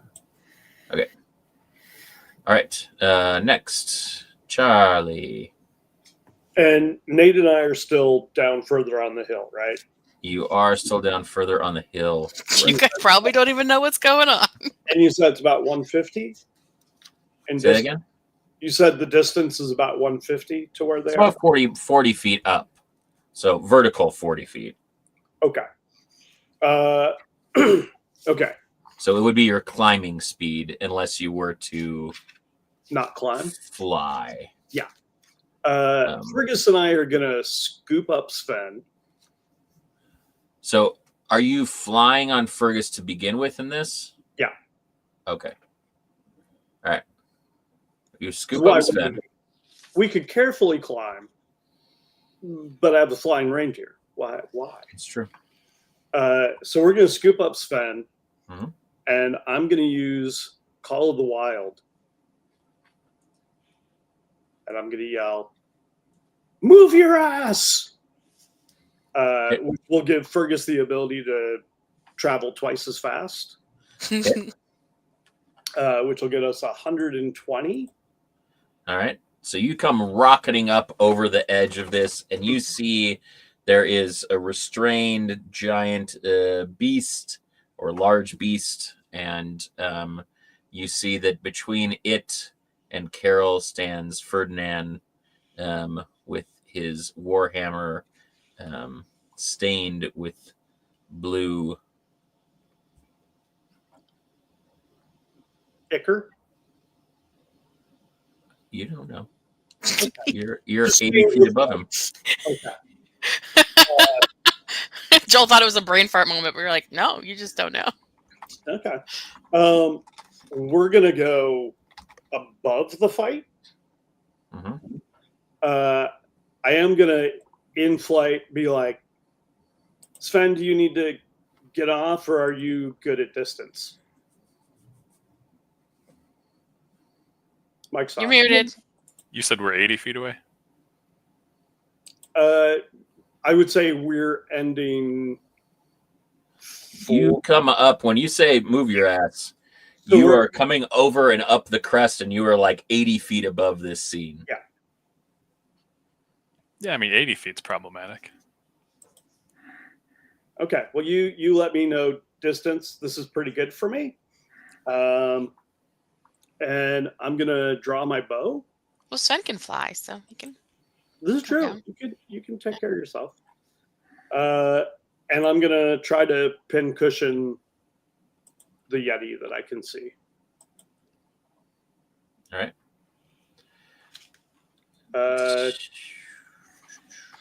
Roll away. 24 to hit. Yep, that'll hit. It's gonna automatically hit because it's restrained. Okay. So that's 11. And second attack, you're saying automatically hits? Yes, sir. Okay. 7. Okay. Right. And next up is Sven. I'm going to cast Mage Armor. Nice. And I will just hang out here for a second. Sounds like a good idea to me. Are you holding your action for anything in particular, or are you just going to stay put? Oh, Mage Armor is the action. Oh, okay. All right. Carol. Me. Okay, so I know the bad guys are in front of us. I can't really see them though, right? Mm-hmm. But no, like Warrior's still in front of me, but like not next. Is he next? Would he be considered next to one? Like from the area we've He's in seen? between you and the restrained one, and you know that there's at least one more out there. Okay, because I want to cast something, but I can choose the creatures within 30 feet, and it doesn't say a limit on creatures. So what Carol's going to do is she's going to grab her in her bag, she's going to pull out her pan flute, and on the very low end numbers of that, she's going to start blowing a very low, very ominous March of the Wooden Soldiers from Nutcracker. Cool. And I'm casting what's called Surprisingly Threatening Carol. So they need to make, all the bad guys within 30 feet need to make a wisdom save. Okay. 8. I'm gonna figure out my number. Okay. All right.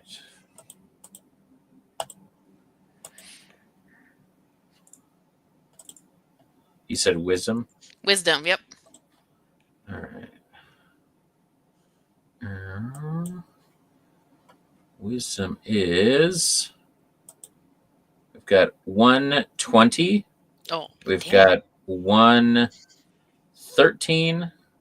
And we've got 116. Okay, number was 15. So the one that didn't make it is now frightened. Okay.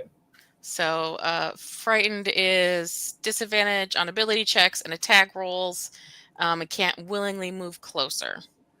Well, I've got some good news and some bad news. It was not as much as I wanted, but the good news is you have a very scared Yeti that you can see that is already restrained and just having a major old freak out. Oh, hold on a second. I read this wrong. What is this?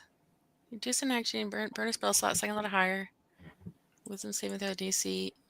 If they fail. But it says if they fail.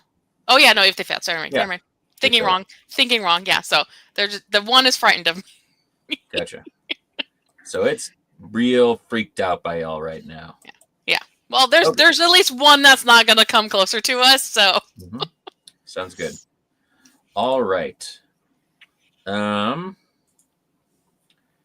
If everybody could take, except I think Charlie, you're still up.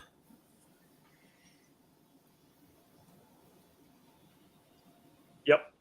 Okay, and Sven as well. If Ferdinand and Carol, you are each going to take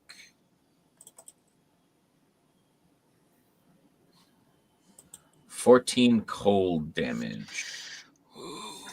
And I know that Ferdinand is immune. I am not. This is going to be a problem eventually here. And then the restrained one is, I'm going to say, staying restrained due to the fact that it has disadvantage and is also freaked out, man. Yeah, I mean, the mechanic is that it can use its action to try to beat a DC 15 strength save. That's how the mechanic of the tendrils work. Anything else is, but just so you're aware. Sure. Well, I'll do that disadvantage. He's just losing his mind. I rolled a natural 1 on disadvantage. So. Okay, and then let's see here.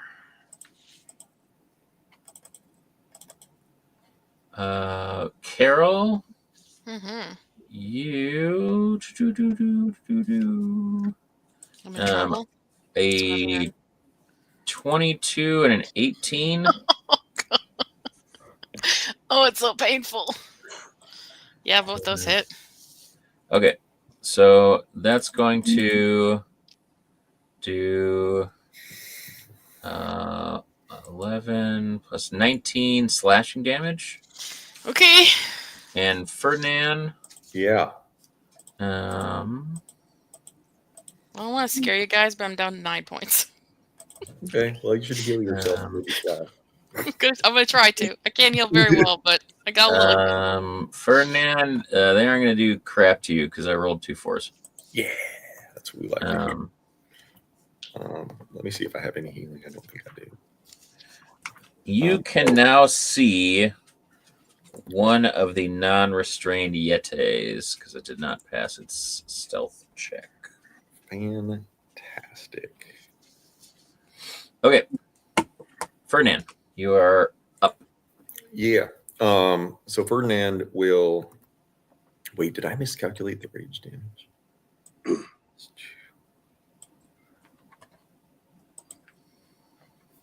Okay. Sorry. So Ferdinand will be like, Carol, get out of here. Look like shit. No offense. Like, you look great. Very Christmassy. Look. But woof. You know, Yeah, like woof. you're getting wrecked. I can do this. And then Ferdinand will, he'll take his first swing at the one he can see. That is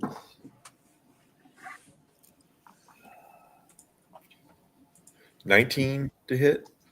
That will hit. Yeah. Okay. And I'll just do both because he's going to hit the same one again or try. Sure. That is 19. Yep. Cool. Let's see. I got another D8 here. Do I? Yeah. Hey, those are both good. So that is 14 twice, 28 total bludgeoning damage. All right. And then I need 2 strength saving throws because it's 2 attacks. So. Gotcha.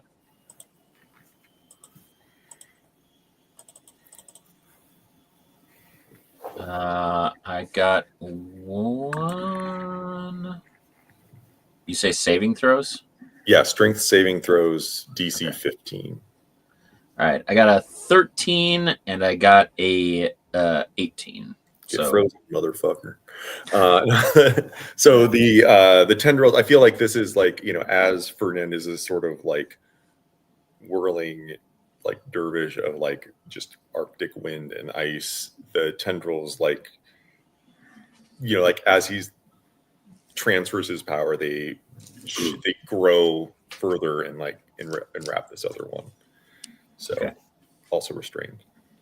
Is that cold damage or Ferdinand does bludgeoning damage. Okay. So the tendrils are the sort of polar effect. Gotcha. Okay. So fine. All right. Excellent. Next, Charlie. Okay. Can I tell that Carol is hurting from where I am? She doesn't look good. She's staggering around, and you heard Ferdinand be like, "Get the F out." Okay. I'm going to tell Sven to hold on to his butt. And we're going to do a strafing run. And as I pass over, I'm going to cast Healing Spirit. Okay. And a ephemeral badger nurse will drop from the sky, land beside Carol, and begin to heal 1d6 per turn. That's adorable. I love it. Charlie, you have the Christmas spirit in you. Do you want to roll the 6 or do you want me to roll the 6? You can roll the 6. Or whichever you prefer. Put the pressure on myself. Hey, I rolled a 5. That's okay. I'll take that. All right. I was like, neither of us has a solid history of rolls. Really, no. Yeah. 14 points. Woo! Sven? Thank you. How close do you get to the ground when you do that strafing run? Casting distance is 60 feet. So a little higher than that. How much higher than that? 10 feet or so. I mean, we're going pretty zippy. Excellent. So, there's a margin of plus or minus 20, I would guess. Perfect. Sven, what are you up to? I would like to cast create bonfire on one of those stupid Yetis, but I don't think we're close enough. It's 60 feet. Probably not. I would say you could try, certainly, especially with them being restrained. Yeah. All right. Well, let's do it. Okay. Which one are you trying to cast it on? The one that is very injured or the one that's frightened? The very injured one. Okay. So that needs a dex save. Poor Yeti. Poor Yeti. It's like Willifred in the Glade all over again. Yikes. Did you say dexterity save? Yeah. Okay. If he's restrained, is that disadvantage? Yeah, I rolled an 8, so 9. All right. So that's 2d8. If I get the d8s, there we go. 7. It's 11 fire damage. Okay.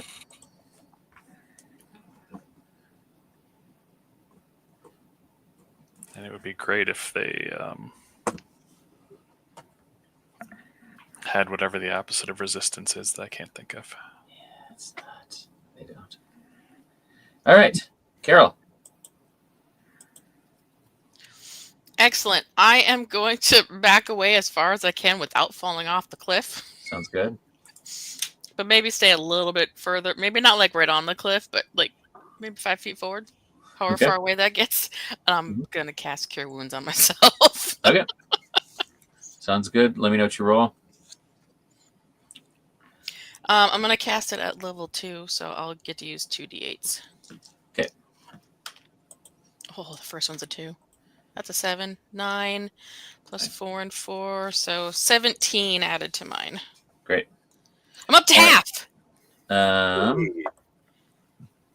The Yetis are going to attempt to break out. I got a 17 for one, and a 21 for the other. They both break out. It's 15. All right. Yeti Rage. One's looking pretty rough. One is looking pretty good. And there's another attack that comes at you, Ferdinand.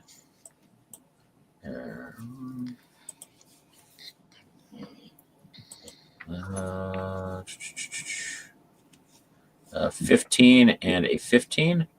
Nope. All right. That is going to miss then. And then, hold on one second.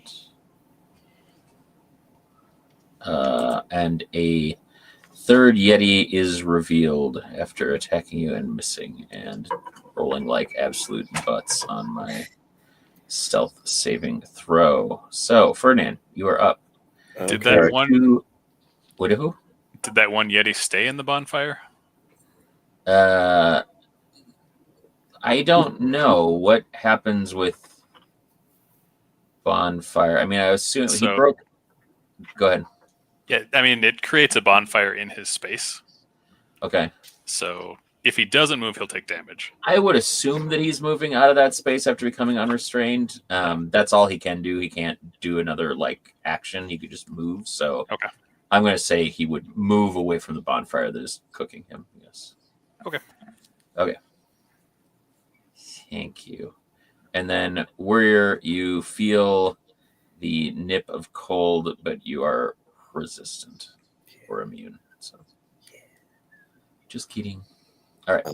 Now Ferdinand. Ferdinand is continue just sort of pushing forward, this sort of blizzard around him intensifying, and he's gonna go for the one that's really hurt, the one that looks bad. I'll roll. Okay, I've got a 15 and a 18. 15 and 18 both will hit. All right. That is going to be a total of 14 plus 26 total bludgeoning damage. Tell me how you drop this Yeti like a dirty pair of shorts. Yay! I think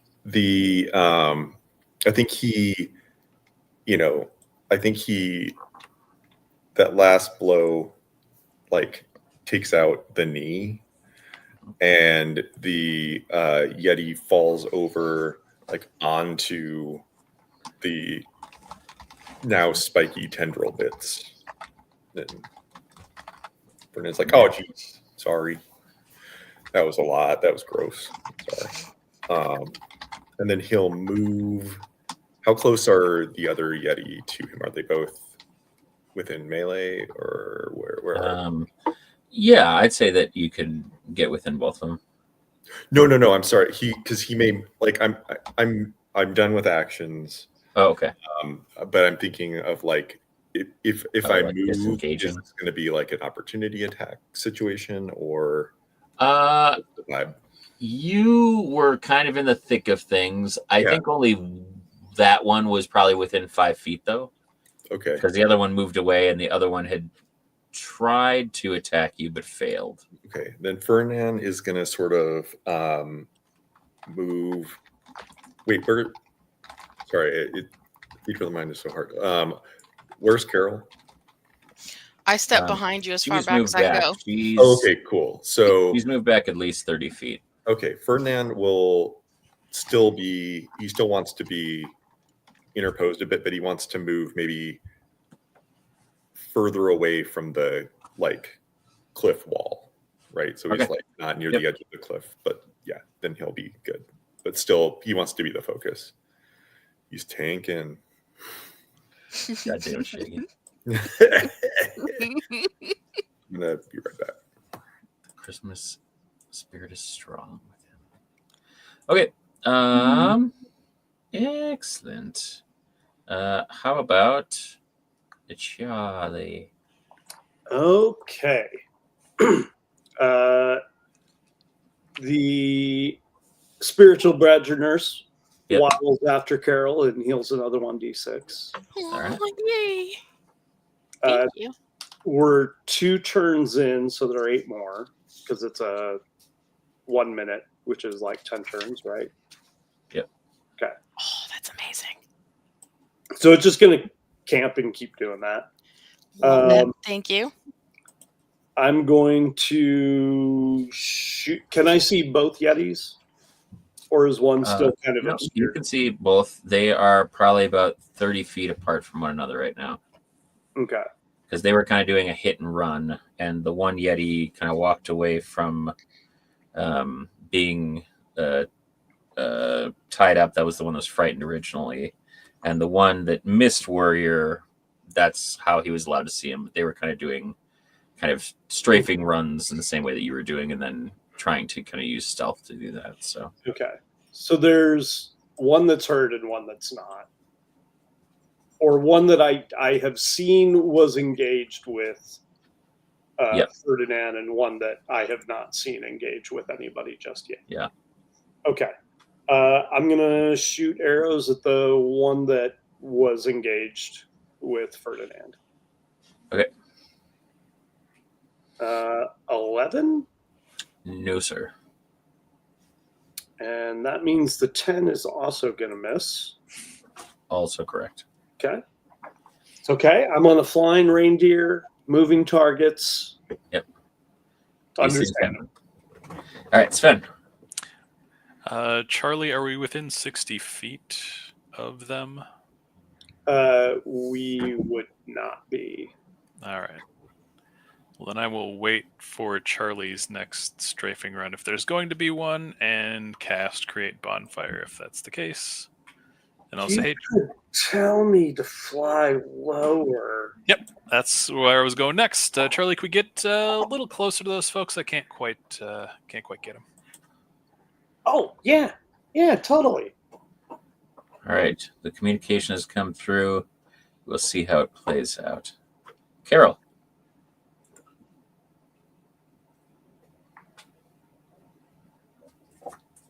Carol, we can't hear your beautiful voice because you're muted and we want to listen to you. Okay, I was rambling to myself because I had it on the wrong page. I was like, oh, man, of course I did that. We didn't hear any of that. You are cool, calm, and collected to us. Cool, calm, and collected. So if I'm back 30 feet, I'm within 60 feet. Yes. Right? Okay. Yep. So I am going to... I don't have a lot I could do in range. I don't want to kill a lot of stuff now. I am going to cast Hark the Herald Angels Sing, which is Vicious Mockery. Excellent. Sounds good. So they need to make a Wisdom saving throw. All right. Wisdom. Saving throw. All right. We'll see. Well, that's not going to do it. We got one critical fail, and we've got one 6. Yeah, that's not going to work. So they take 7 psychic damage and have disadvantage on their next attack rolls. Okay. 7 for each? 7 each. Okay. It's 2d4, and I rolled a 4 and a 3, actually. So Gotcha. All right. There we go. Disadvantage on the next attack rolls, you say? yes, please. Okay. All right. Excellent. Well, guess what? Attack rolls are coming. I was like, not amazing work, but hey, it's going to be beneficial in the long run. Okay, so on you, 13. No. A 9. No. Another 13. No. And 12. No. Yay, I win! You win. Okay, that's it. Ferdinand, it's you.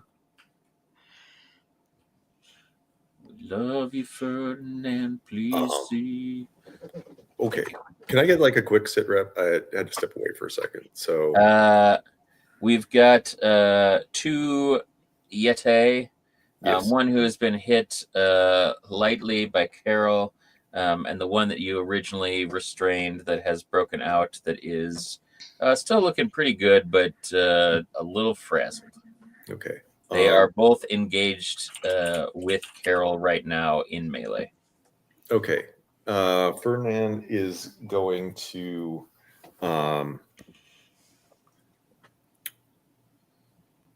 yeah. With his first attack action, he is going to he's going to move over to there. So this sort of howling icy wind blusters over, and Carol, you should let me shove you backwards away from the Yeti. So he's like getting you out of the way. You're trying to ask me to trust fall? There's no damage, but like I can shove you. But I'm like 5 feet away from the edge of the cliff.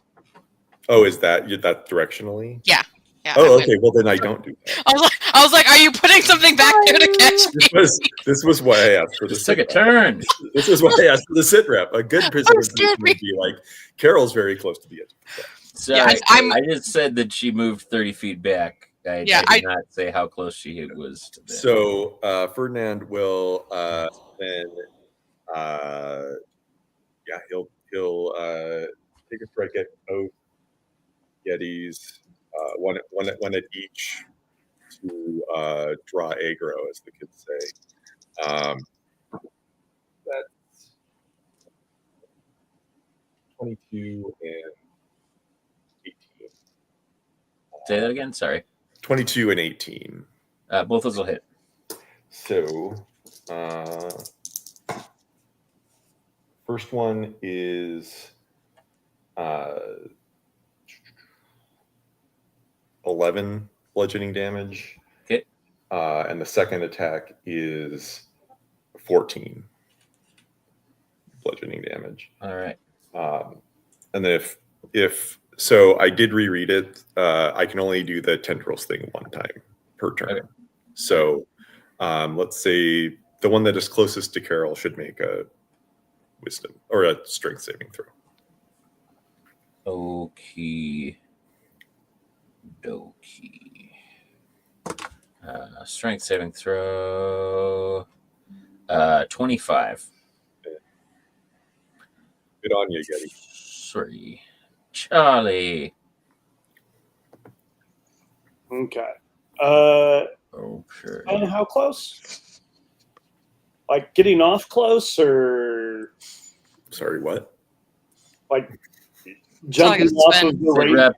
Sven asked to get closer, or still respectable distance close, like 60 feet. Okay.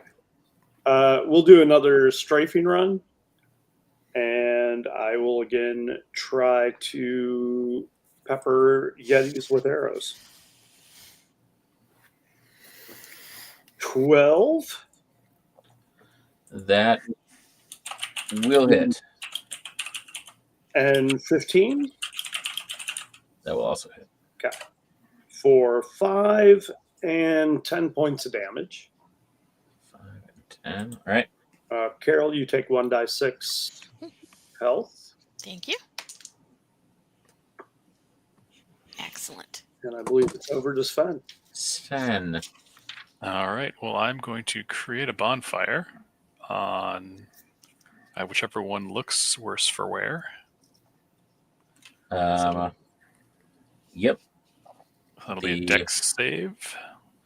It needs to make a dex save. All right.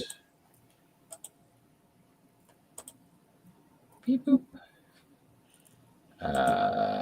We think about a 9er. Love it. It's 2d8 damage. All right. Roll them. Woof. It's 3 total. Woof. Indeed. Yeah. All right. Carol. Okay. There's still 2 left, right? There are 2 left. Can one I? is looking raggedy, and the Am other I one is looking not bad. Oh, perfect. Am I so far away that I can't get in front of Ferdinand?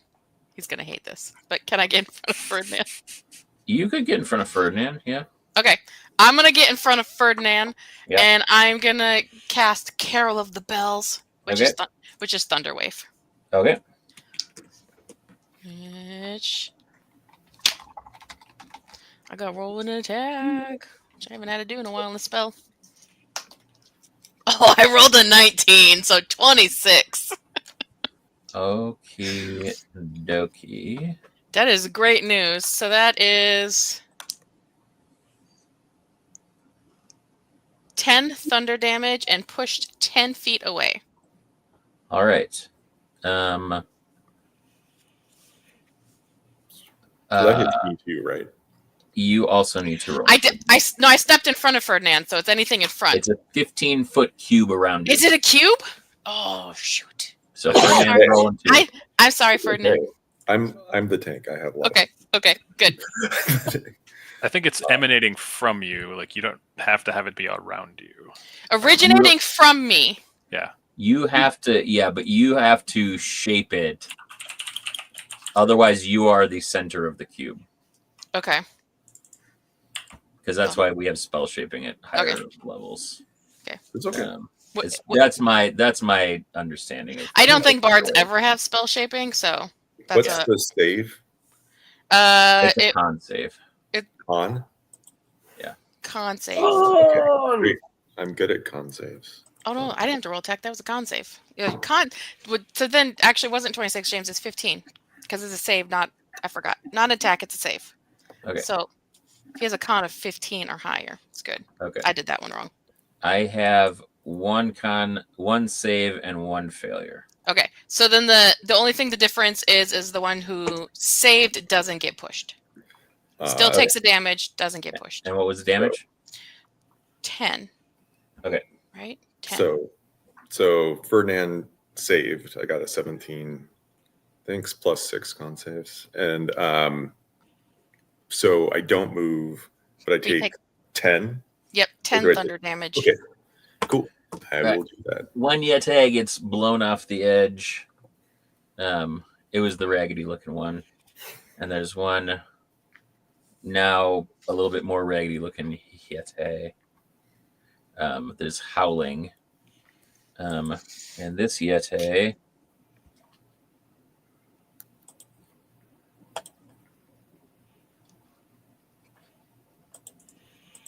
vanishes. Oh no. Well, Ferdinand? yeah. So this, sort of freezing maelstrom like ripples a bit as the thunder wave hits, and but swings around at the remaining Yeti. Yep. I'm going to make these reckless attacks. Okay. So it's a 22. Mhm. Oh, that's so close. I rolled a 19. So like 26. So let's, Neither will hit. neither hit? 26? Is that what it was? Recklessly lash out into the darkness. Ooh. And you do not hit anything. 26 doesn't hit. Wow. Maybe he disappeared away from the area. That's why he doesn't hit. Maybe. I attack Maybe. the darkness. Oh yeah, so he's just nothing. We're like, what? Charlie. Okay. So we can see one and the other one disappeared. One is dead. The other one has disappeared. And you see Ferdinand just recklessly kind of slashing around down there. Interesting.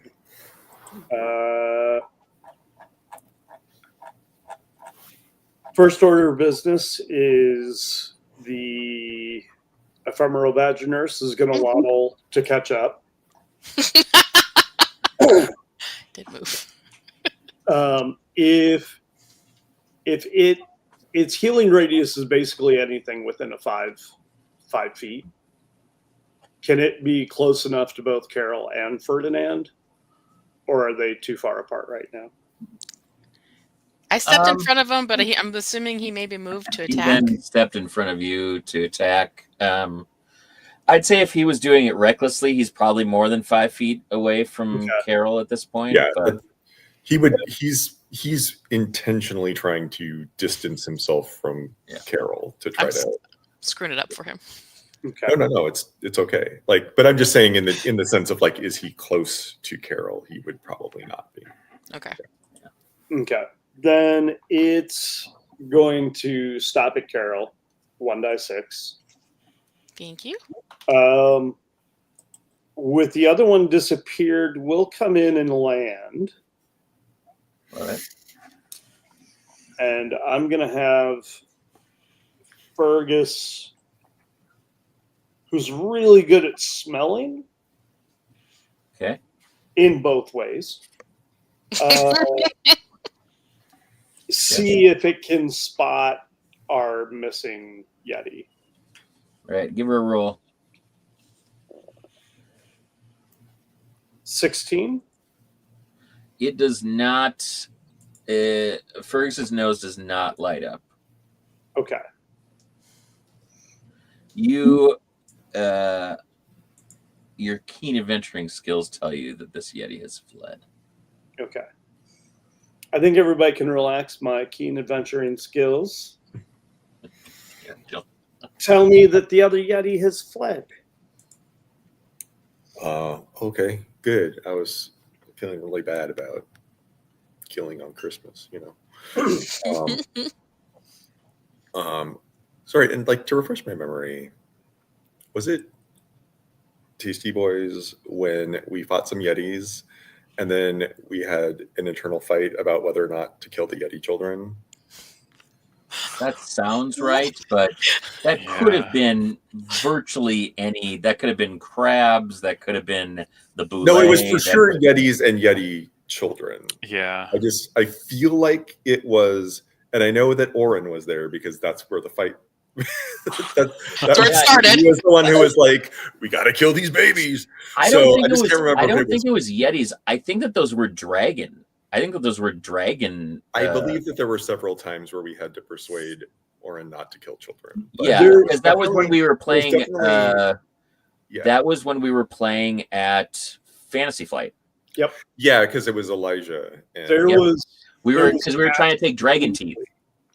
Yeah. There was absolutely one with dragons. Yep. Because it was one of the weeks that I filled in. Merry Christmas, by the way.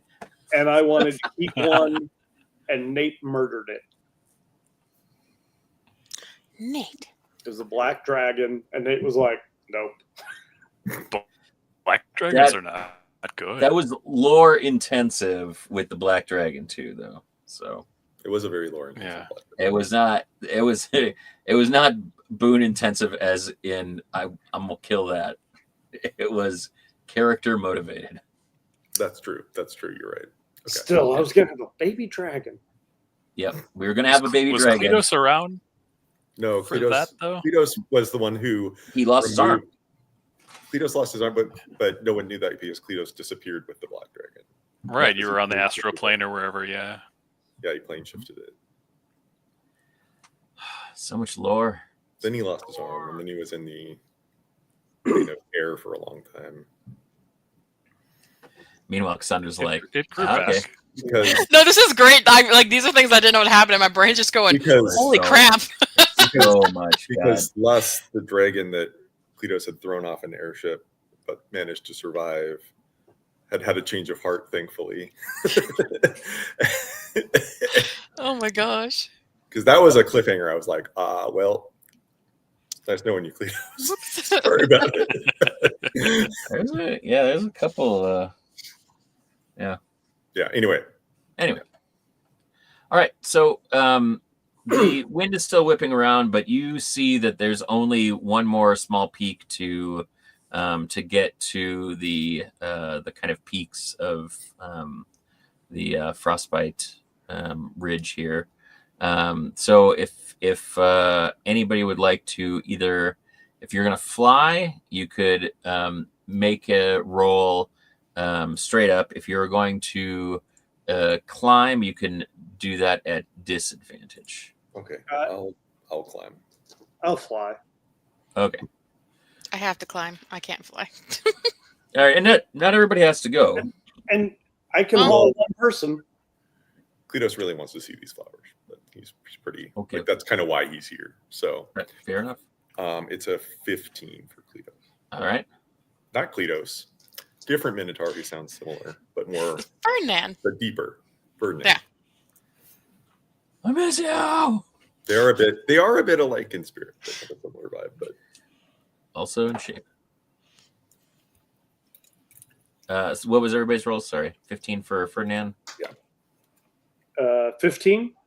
All right. Just a straight D20. It doesn't matter. I rolled a 4. A 4. I got 22. We're climbing. All right. So Sven, why don't you Sven, aren't you sitting on Fergus still? No, I was gonna fly, but it didn't matter. But you were sitting on Fergus, so why don't you just ride? Yeah, if you didn't get off Fergus, you're just with us. All right.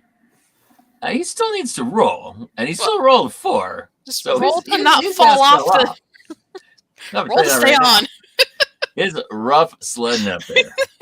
So Charlie, Carol, Ferdinand, you reach the peak, and you see that there is a similar circle of ancient evergreens, and a small clearing in the middle where the extreme din of the whipping winds and kind of howling weather becomes still.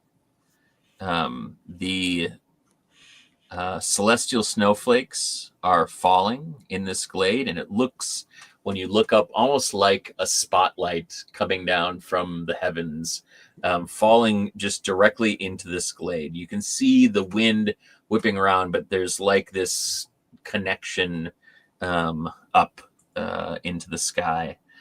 They sparkle with a starlight glow, and you can harvest the ones that you will need for these ingredients. Yes. Ooh. We Okay. do it. Sven? Yep. Why don't you roll me 3d6? Because you fell off the reindeer. Falling off the reindeer. If I fell off the reindeer, can I just cast fly? Can you cast flight as a reaction? No. Well, then I'd love for you to roll me 3d6. That was a very reasonable DM request. And he's like falling, and he's like, counterspell?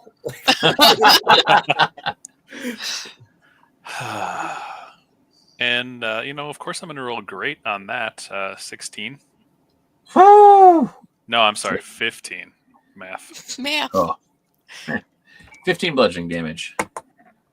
You land on the ground in a beautiful tuft of snow, blows up all around you, and you are just knocked windless.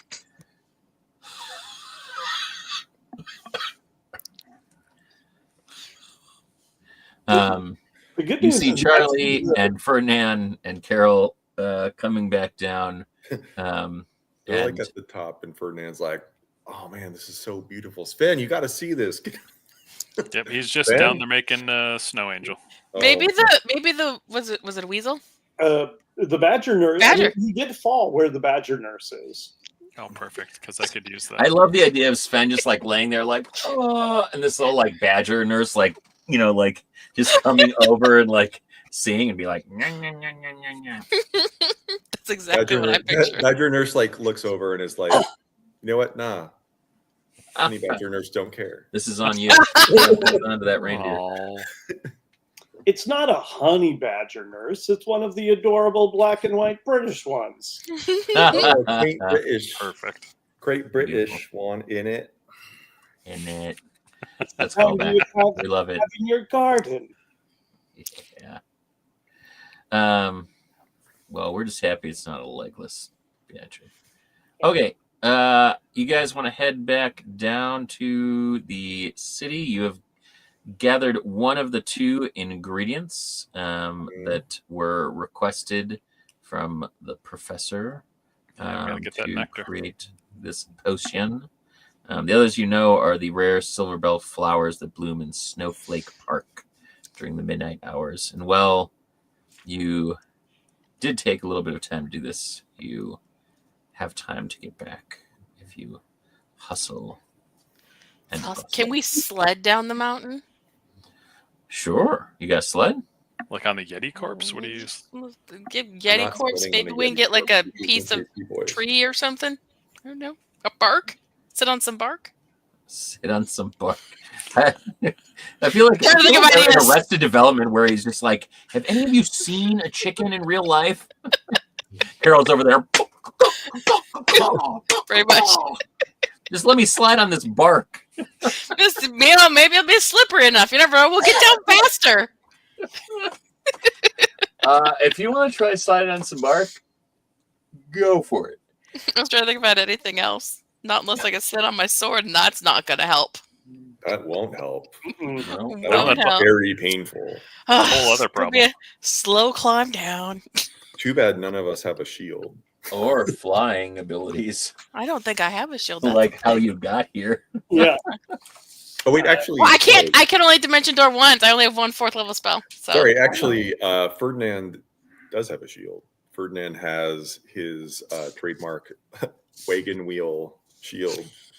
Because the wagon wheel will go real well. Because he's big, you know. He's like, I got a little wagon wheel as a shield. So we could sled on his shield. Hey, whatever you guys want to do. You do have to get back during the midnight hours, so yeah. I think that would be faster. I'm going to stick with the flying. If anybody, there's room for one more. Suffice it to say, we get back. We'll get back. To say you get back. Some faster than others. You find yourself back in the town square and are able to arrive at Snowflake Park with just minutes to spare before the midnight hour has concluded. You see rare silver bell flowers dotting the landscape of the frozen park. So Ferdinand's going to remember, like, all right, she said, be careful when we harvest this. So I think Ferdinand is going to use his intrinsic affinity for flowers and also his proficiency with nature to try to, like, harvest these correctly. Okay. Can you make me a wisdom saving throw, Ferdinand? Yeah. I can. 13. I was like, oh, 13 plus 0. No. Womp womp. 13. It's pretty good. You walk over there, confident as all get out, and everybody else is just kind of watching. You kind of lean down to the silver barrel flowers, and as Ferdinand is wont to do, he takes a big kind of just to see what's going on. And you kind of go in like you're going to cut them, and then you kind of turn around to your friends, and you're like, I don't think we should do this. I feel like they should stay right where they are. Do I sound like this? It's not a great impression, but no. Ferdinand's like, do I sound? Yeah. Well, you can hear yourself saying this out loud, Ferdinand. You're kind of like, yeah, they're right. Yeah, These silver bows are nice. They look perfect just where they are. They are. Nature is a gift. Maybe we just wait until next year and see if it happens again. Yeah. We climbed that mountain for nothing. Oh, you get on the mountain. We should just leave these flowers here. Like they're pretty cool. Like, but we need that nectar, Ferdinand. Yeah, we just need. We only need the nectar for like a stabilizing effect. We could like unstable the portal into the. I don't think so. We could. I'm going to try to persuade Ferdinand that we need to get this nectar. Okay. Why don't you try to get it? You can do that. Use persuasion. Okay, persuade me. And Ferdinand, you can. What is that going to be? God, I can't even think. Persuasion versus. What do you do to see if people are telling the truth or not? Insight. Insight. Oh, Yeah, you can insight at advantage or again. some type of intelligence check. It ain't happening. Well, so I got 24, but also creatures take disadvantage on any saves being charmed by me, including persuasion checks. Okay, well then I need to re-roll and only roll 1. Right. So just roll 1 then, Ferdinand. 7. All right. 24. So Sven's making a convincing case, Ferdinand, but you are quite confused in general because you've basically been double charmed. I feel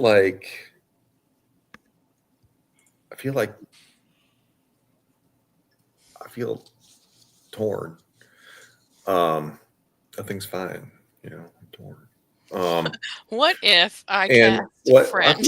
I think you, Sven, I think you should talk to these flowers. That's what I think you should do. Because I just can't do it. I can't do it. These flowers are too pretty. But maybe you should talk to flowers. Because it's like the closer I get to you, I'm like, I guess I could pick like a flower. Like who cares? Just one flower. I don't know that we need to take a flower. We just need some nectar. Well, it doesn't want the flowers don't want to give me their nectar. Okay. And I value consent. That's fair. Charlie's just gonna throw his hands in the air and like hop down and walk. So it's like I hear you and I keep trying, but I can't do it. I'll do it. It doesn't bother me at all. All right, Charlie. You can have clean conscience. Why don't you make me a wisdom saving throw? Against what? What do you mean? Am I being charmed? You're being enchanted. Yeah. Okay. If you're immune to being charmed. Well, I get advantage, and I got a 17 and an 18. All right. Baby. You are feeling conflicted, but you're not stopping necessarily, but you are thinking, is this right? Maybe we could be a little unstable. No, we should just take it. Can Can I start singing "O Tannenbaum"? Sure. And cast Calm Emotion on Charlie? Sure. Which,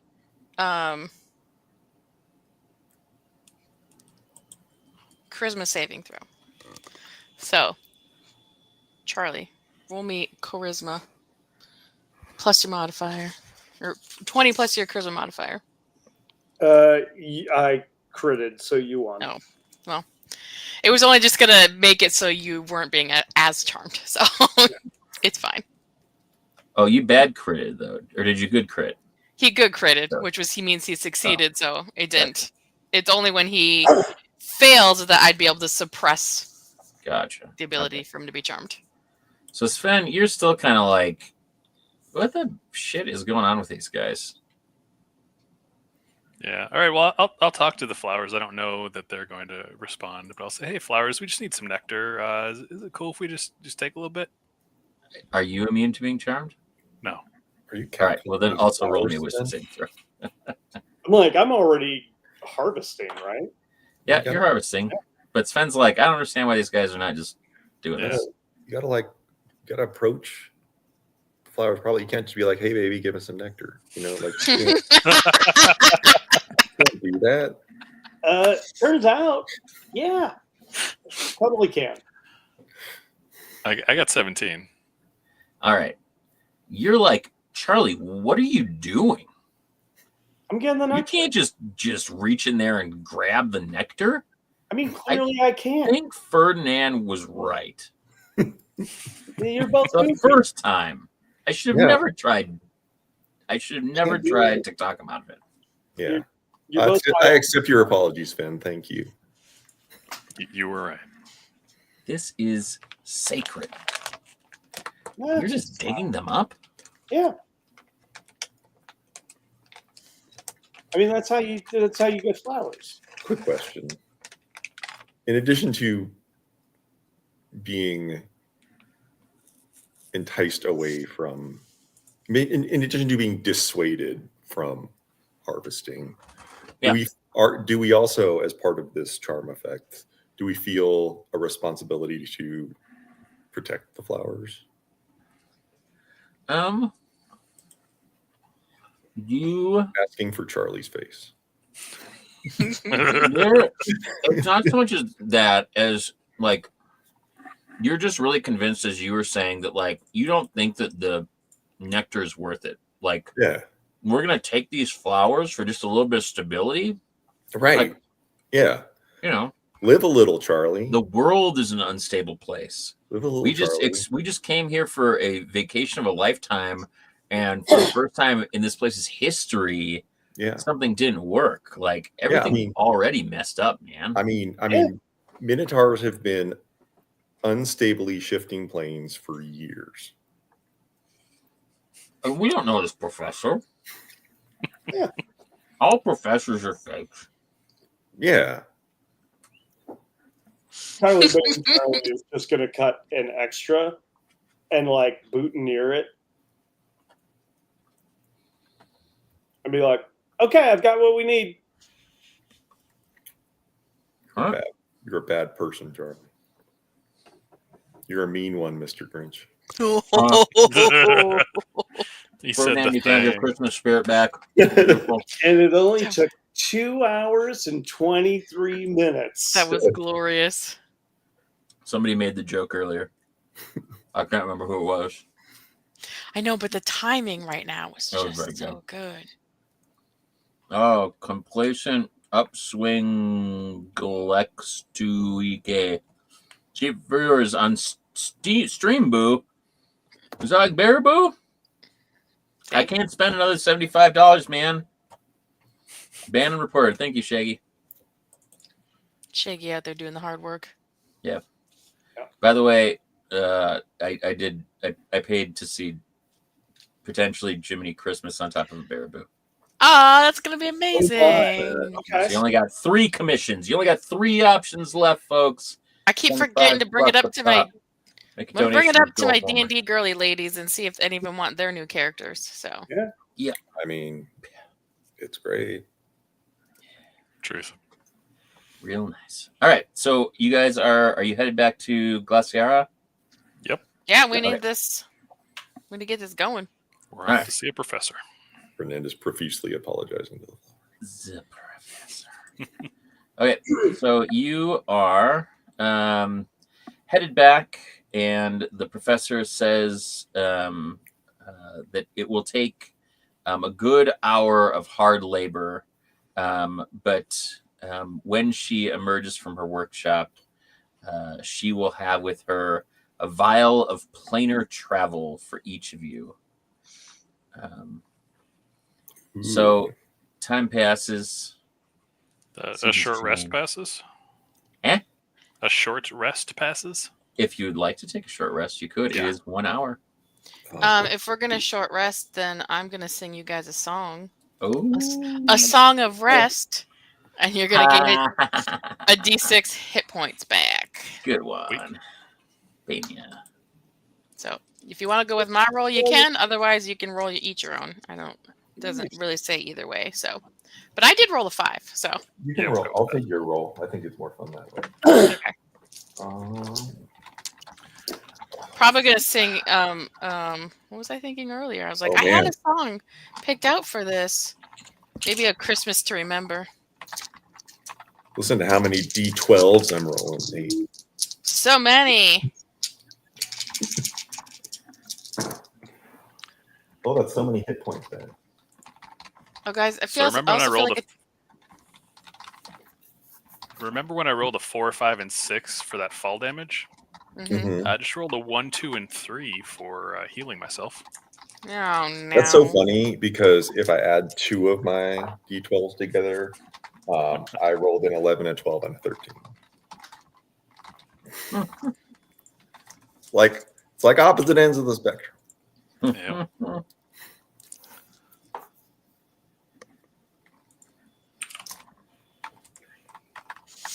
No, guys, I just realized I'm a really bad bard. I have 4 bardic inspiration dice and I didn't use it. It's all right. We still got a half I hour. assumed that you used them when we were in town. Oh boy. I have played several bards, and Just I have forget. never used bardic inspiration because I always forget I have it. Always forget. I forget. I'm like, oh yeah. I reminded myself halfway through the fight, and I was like, "Give Ferdinand a bardic inspiration on your next turn." No, forgot. No. Yeah. No. Well, and I can give guidance freely, but I remembered that at the beginning of the game when it did not matter. That's how it goes. Yep, Beautiful. that's okay. All right. So the professor does her work and emerges, Professor Frostburn, and explains to you that these vials will teleport you to the plane of Christmas for 8 hours. But you are aware, as I said, you can only use the properties of such vial once a year. So you, adventurers, have but one chance to discern what has caused this disruption. She hands one to each of you, and you see Willifred kind of like standing next to I keep wanting to call him Furnace once I said that because I Fergus, and says, "Gee, Mister, I don't know if reindeer should be drinking this. Maybe I'll just hang out with Fergus here and feed him some apples while you're gone. Or if you don't think he should have more fiber, I could find something else. I'll treat him real good. I don't want his insides getting all gibbledy gobbled up. Like me when I eat too much candy." I appreciate the offer, but Fergus is crazy resilient. Did she make enough potions for Fergus? No. Never mind. Fergus is staying behind. Sorry, I wasn't thinking about that, and this is my solution. The great apple famine. Sorry, Charlie. I'm sorry, Charlie. James, I just feel like you take a perverse pleasure in ripping animals away from me. Listen, I mean, no one canonically, knows that's true. more than me what it is to Where's have Tom, an kids? animal ripped away from them. I had one murdered and left for dead with a message carved into the side of it. And then I didn't get a chance to play the second book of Tyranny of Dragons and Adventure. Dolores! Terrible. That was my horse's name. Dolores? Dolores. Yeah. That was a Anyway. Seinfeld callback. It was. That was the thing I told my players on Sunday is one has a dog familiar, and I was like, she found out that they could do things, and I was like, keep in mind, I will not actively kill a dog, but if you put a dog in a situation where it's gonna get hit by something that I can't control, it might die. So The dice don't aim to kill, but the dice can.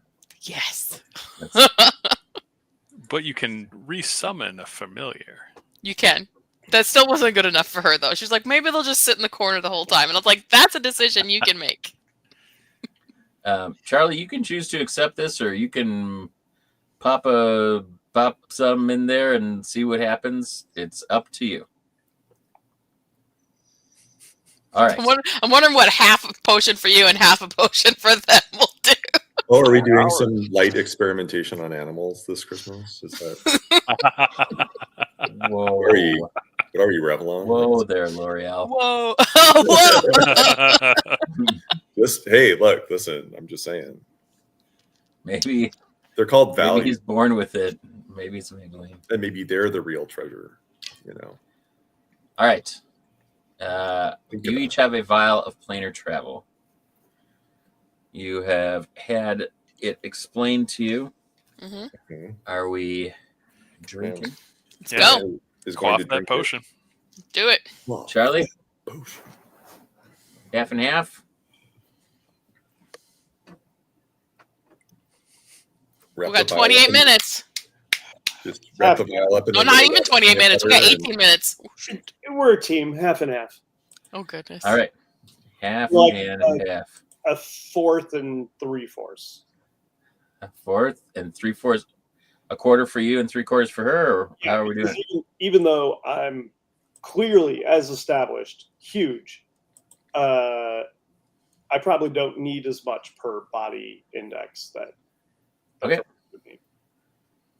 All right. So as you bring the vial of planar travel to your lips, you can see that these vials are sparkling with that same starlight glow, reflecting that celestial snowflakes that swirl within. The moment that it touches your tongue, you feel a burst of cold energy tingling across every fiber of your body, as if the essence of winter has awakened within you. As you feel it course through your veins, you feel a chilled weightlessness, and you start to detach from this familiar realm.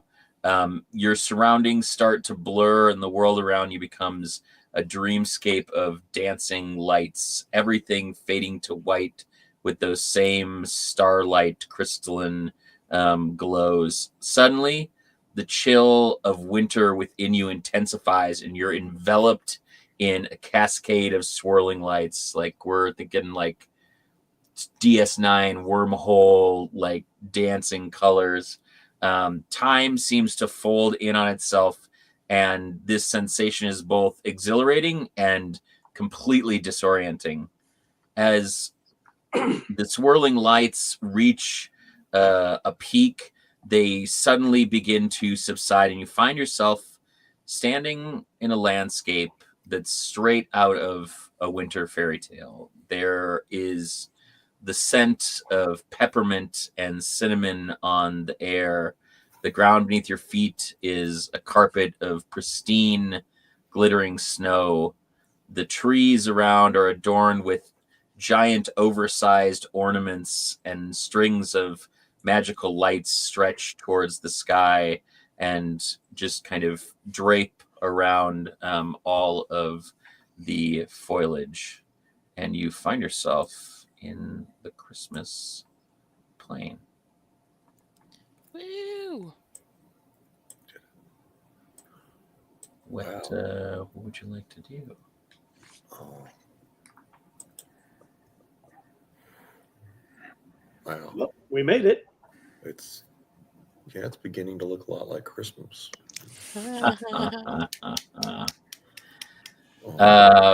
Passive perceptions again? 10. 11. 15. 15 and 19. And that's not you, Charlie. The higher one is Fergus. Yeah. Is Fergus. You're all kind of looking around. You see kind of all sorts of things. This looks like what we would call the North Pole. You can see that there is kind of a large series of workshops in the distance. There's almost like a parallel to the town of Everfrost, as there's a huge candy cane forest in the distance. You see a large citadel that looks also to be made of ice, and dancing and sprinkled throughout the rest of the square, and off in each direction you see gingerbread houses everywhere. Charlie, you are kind of just like standing in wonder, having been a Christmas elf and kind of growing up with stories of the Christmas plain. You're particularly taken with all of this, but Fergus starts to kind of nose you and get your attention, and then you see it just like dip its nose out and like touch its nose to a piece of snow that seems to be crystallized and just hanging in the air, not falling. Huh. That's weird. Do we see anyone? You see people that are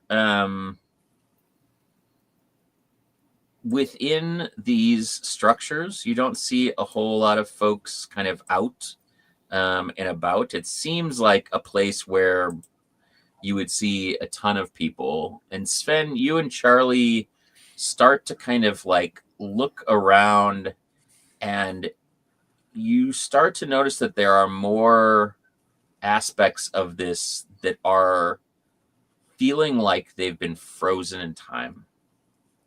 The kind of energy that you felt when you got to Everfrost, that kind of joy and kind of essence of the Christmas spirit, feels hollow here.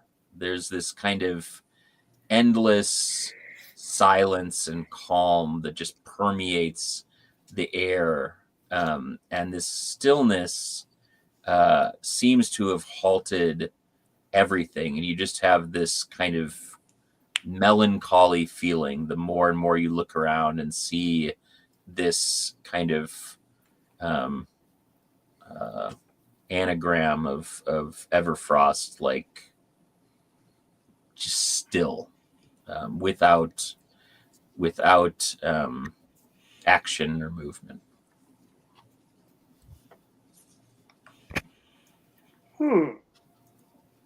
Well, do you think we should go find the big man? I think that's a solid. Probably go to the source, yeah. Yeah. All right. Yeah. The more that you look around, you see more signs of this. The sky above, which is, Charlie, you've heard tales of the kind of northern lights and usually these kind of colors that are just dancing and making this so magical is just a kind of huge tapestry of frozen colors, not moving or undulating at all. Just this kind of perpetual twilight and kind of muted glow. They are frozen in these kind of intricate patterns, but there's a static, stagnant feel to them, and just kind of hangs. The landscape, which you at first felt was so pristine and you can see all these signs of life, are just kind of caught in this kind of stop motion of kind of perpetual arrested motion. There's more snowflakes that have been falling, but you can literally kind of move them out of the way as you're coming through, and they like stick to you, but they don't fall. They're like frozen. There's ice sculptures just like there were in Everfrost, but whereas those felt joyful and glittering, these look like kind of merriment that have just been like paused. And you want to make your way to, are you thinking about the Citadel, or are you thinking about the workshop? Where do you want to investigate? And Ferdinand, Carol, do you have anything to add? I think if you're trying to find the big man, the workshop might be the most logical place. Yeah. Yeah, I agree. Okay. I am going to try to grab one of the frozen snowflakes and see if I can like frisbee throw it. Yeah, it's large, but not as small as it would be in others' hands when you kind of pick it up. And you kind of like push it, you kind of like throw it away, and it just kind of like slows and then like stops and hangs after a little bit. It's like when you shoot something into a kind of gelatinous structure. It's just this kind of like this exponential slowdown. Yeah. When you get to the workshop, what you imagine will be a kind of lively hub of activity. There's the same stillness and silence that hangs. There are toys that are mid-motion, like caught in the kind of act of being crafted, gifts that are left incomplete. The air is thick with this kind of magic that has kind of frozen everything. And the shelves are lined with kind of aspects of half-finished presents, these kind of pieces that are, kind of in motion, but not kind of reaching their final destination. Do you guys think I would really screw things up royally if I cast Dispel Magic? Because it'll either ruin the magic that's in the village, or it might stop whatever magic that's kind of frozen everything. I mean, I think you should. I think we can try whatever we like, but also like, and I mean this respectfully, like, how much magic do you think you can dispel? Right. I mean, I can choose a magical effect.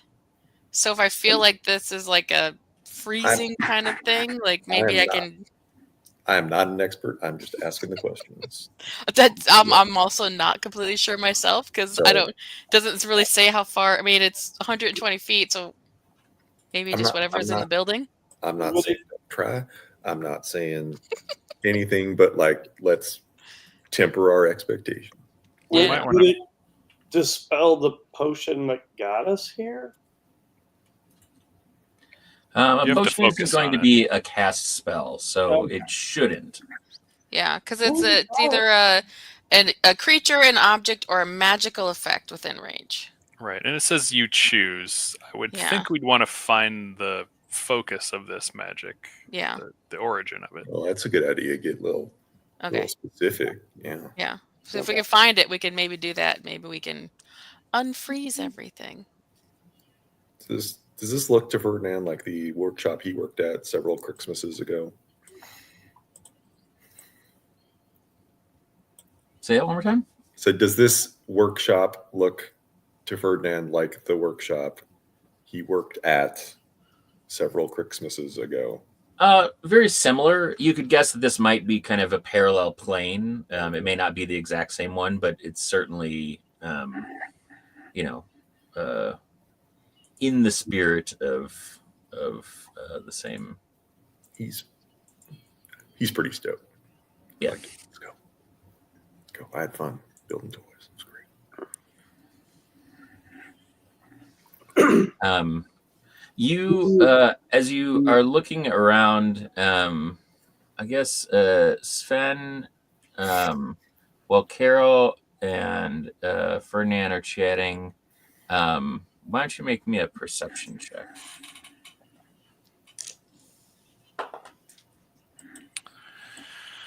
Uh, 17. You notice that the one thing that appears out of place here is a snowman in one of the corners of the workshop. Well, that's odd. I'm going to go over to the snowman. Is it shaped like someone or something I would recognize, or just kind of the normal big blobby snowman? Normal big blobby snowman. All right. Can I try to wipe some of the snow away to see? Sure. Okay. Yeah. Yeah, go ahead. Why don't you make me... Are you trying to just kind of like clear it off, or are you trying to... Yeah, just to see if maybe there's someone stuck inside or Gotcha. something like that. Hopefully it's not the source of this and it's going to attack me, but we'll see. Yeah, so you wipe it off and kind of clean it up. And you swear that as you're cleaning the snow off, you see it blink.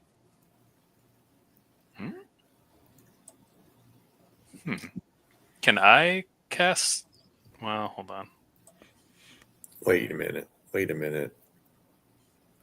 I think I've heard this story. Do you have a hat? Don't have a hat. Maybe Is there a hat nearby? Can somebody get a hat? There's like a winter hat, like an elf hat nearby. Yeah. Grab it. Give it a try. Never know. Go get the elf hat. And then does it have like a carrot for its nose already, or just... Oh yeah. Yep. Okay. Yeah, it has all the kind of normal trappings. Got the coal and the eyes and the carrot, but other than that, it doesn't have. Yeah, he'll get a hat and he'll see if he can find like a scarf. Okay. So when you put the hat on, Ferdinand, you see it blink twice. Hey, I see you in there. Let's get you a little scarf, buddy. Charlie, you see a scarf that Fergus has picked up with its antlers. You bring it over and you put it around, and the snowman kind of shudders and comes to life and says, "So cold." Well, yeah, you're made of snow. That's racist. Can't believe it took us 3.5 hours to get to that's racist. Is there a heating source nearby, or do we need Sven to start a fire? Feel like maybe hold off on the fire. Yeah. He's got bonfires. Do you want us to summon a fire? War. All right, I'll cast Create Bonfire kind of in the middle of the floor here, I guess. Okay. It starts to warm up, and he's shaking, and he kind of like starts to, do this with his little stick arms, and says, "Evil elf." Where? Evil elf. That's just Charlie. Because I stated the obvious? That seems excessive. Not you. Where? Shouldn't say. Well, I mean, You should. it'll save us a lot of time if you do. And I won't tell the evil elf that you said. Deep in the candy cane forest, an evil elf. And you see, as he says candy cane forest, the pieces of coal making up his mouth start to kind of melt and dribble out one at a time. No. And even as he starts to move himself away from the fire, you see him start to melt away until he is nothing more than a pile of water on the floor. Oh, Well, you did it now, Sven. And that's where we'll stop. This Sven, what'd you do? adventure. Knew there was going to be a cliffhanger. If you liked what you saw, make a donation, share, tell all your friends about it. We're going to be streaming all weekend long. We're going to be continuing this Christmas adventure at a point we can all make sure to attend. We will find glorious conclusion before the holiday season. So hang around all weekend. Next up, Spook Troop, Your King Ginger, and Creepy Colony will be talking about their 31-31, where they each watch 31 different Halloween films during the spooky season. It's Spook Troop coming up next, and then after that, at midnight, Ferdinand and his magical menagerie will be taking to the Seven Seas for some Sea of Thieves in the morning at 8 a.m. We'll probably play some more Jackbox or, whatever people are around for. Some pre-coffee dog-tired joke boat is what the doctor ordered. Yeah. So hang out. Should be great. Spike, Shaggy, everybody else who's been in the chat. So good to see you. Roberto, if you're still there, thanks for being great. Thank you to Joel, to Cassandra, to Worrier, to Nate, and most of all, to Christmas. All right. We'll see you later on the flippity flop. Donate to that thing over there. Bye. Bye.